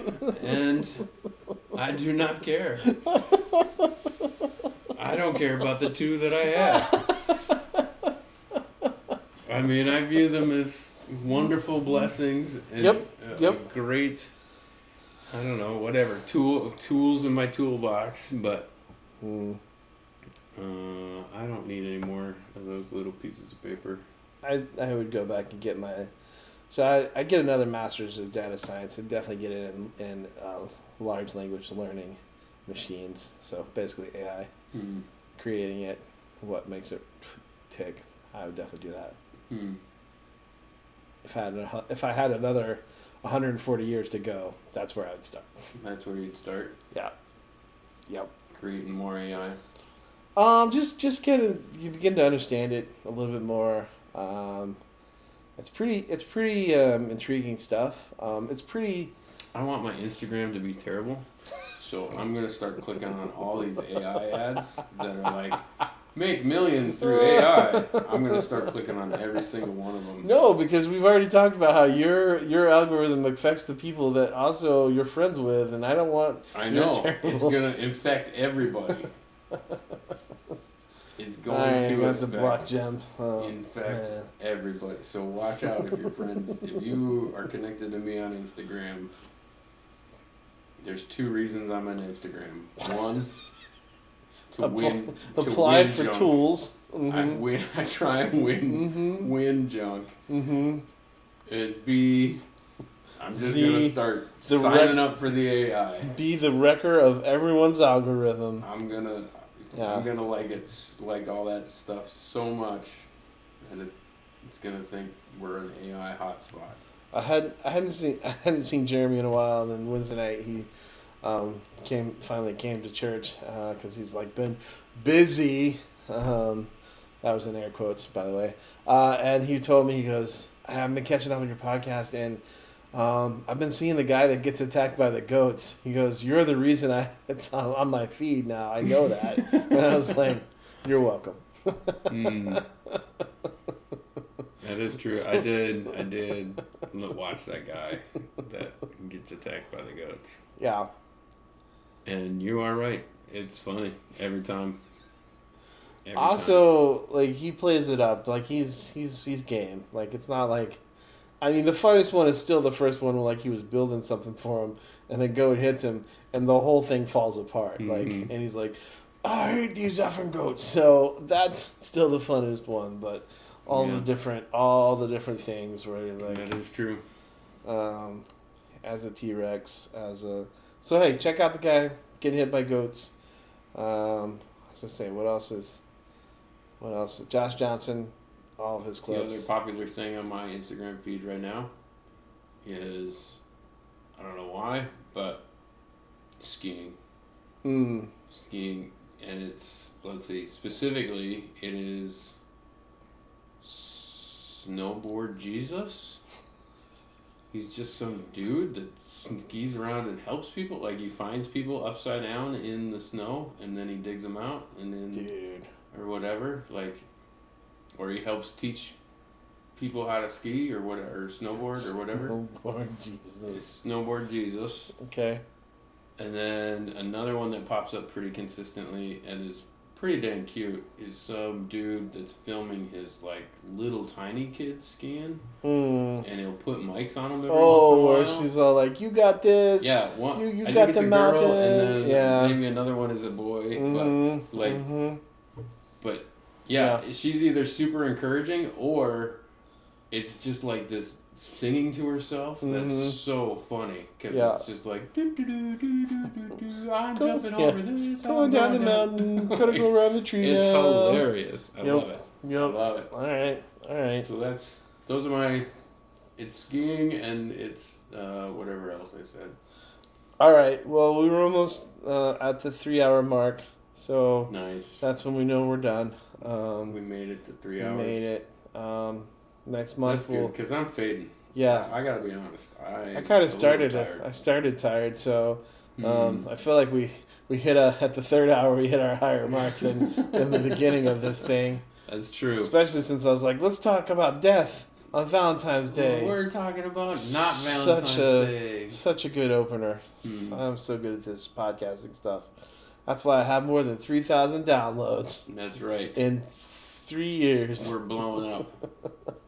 So thank you guys for listening. You can sponsor us, maybe, if we let you. Not everyone at once, though. Yeah, seriously. Chill, everybody. Anything fun coming up this month? Looking forward to the rest of this March. We need to do another one in March. I mean, we're doing this one kind of close to the end of February, so that's true. But maybe March. Maybe a St. Patrick's Day episode. Yeah, maybe a St. Patrick's Day. Okay. Groups will start coming back to camp, so I might have some fun camp stories. I'm going to a trivia night on Thursday night. Okay. I just found out it's Stranger Things. I've seen exactly 0 Stranger Things episodes. I have not watched any Stranger Things either. So I thought it was going to be Presidents, but I'm going to go hang out with some dudes because my word of the year is Community. And that is honest to God why I'm doing it. Like, okay. It's not even. Right. I'm not even joking. Like, I was like, I can do that. I can go hang out at the Fox Pub, drink some soda, and pretend to know things. Listen to Stranger Things trivia. Which I will not know. I know about 2 things. Well, you've got from now until Thursday to. On Netflix, and I don't have Netflix. You don't even have to watch it. Just AI that stuff. Just AI Stranger Things trivia. And it'll give you a whole bunch of weird trivia, and then you'll know the weirdest random stuff. Right, and then you know what? And people will be like, "You're a superstar." You know what they're gonna say? How do you know that? And then they're gonna be mad because I'm gonna be. They're not gonna be mad because they're not Cali. They don't care. I don't know. Guys do not care where you got information. I don't know. All we need to know is that you know it. No, I'm going to be the anchor. I mean, it really only takes hearing it 3 times to make it a fact for a guy. I'm going to be the anchor that drags that team down to the very bottom. I think I heard that before. I heard that somewhere. Oh, yeah, I heard that somewhere too. I'm going to be true. The anchor that drags us down to the bottom. I'm just telling you. Yeah. So, All right.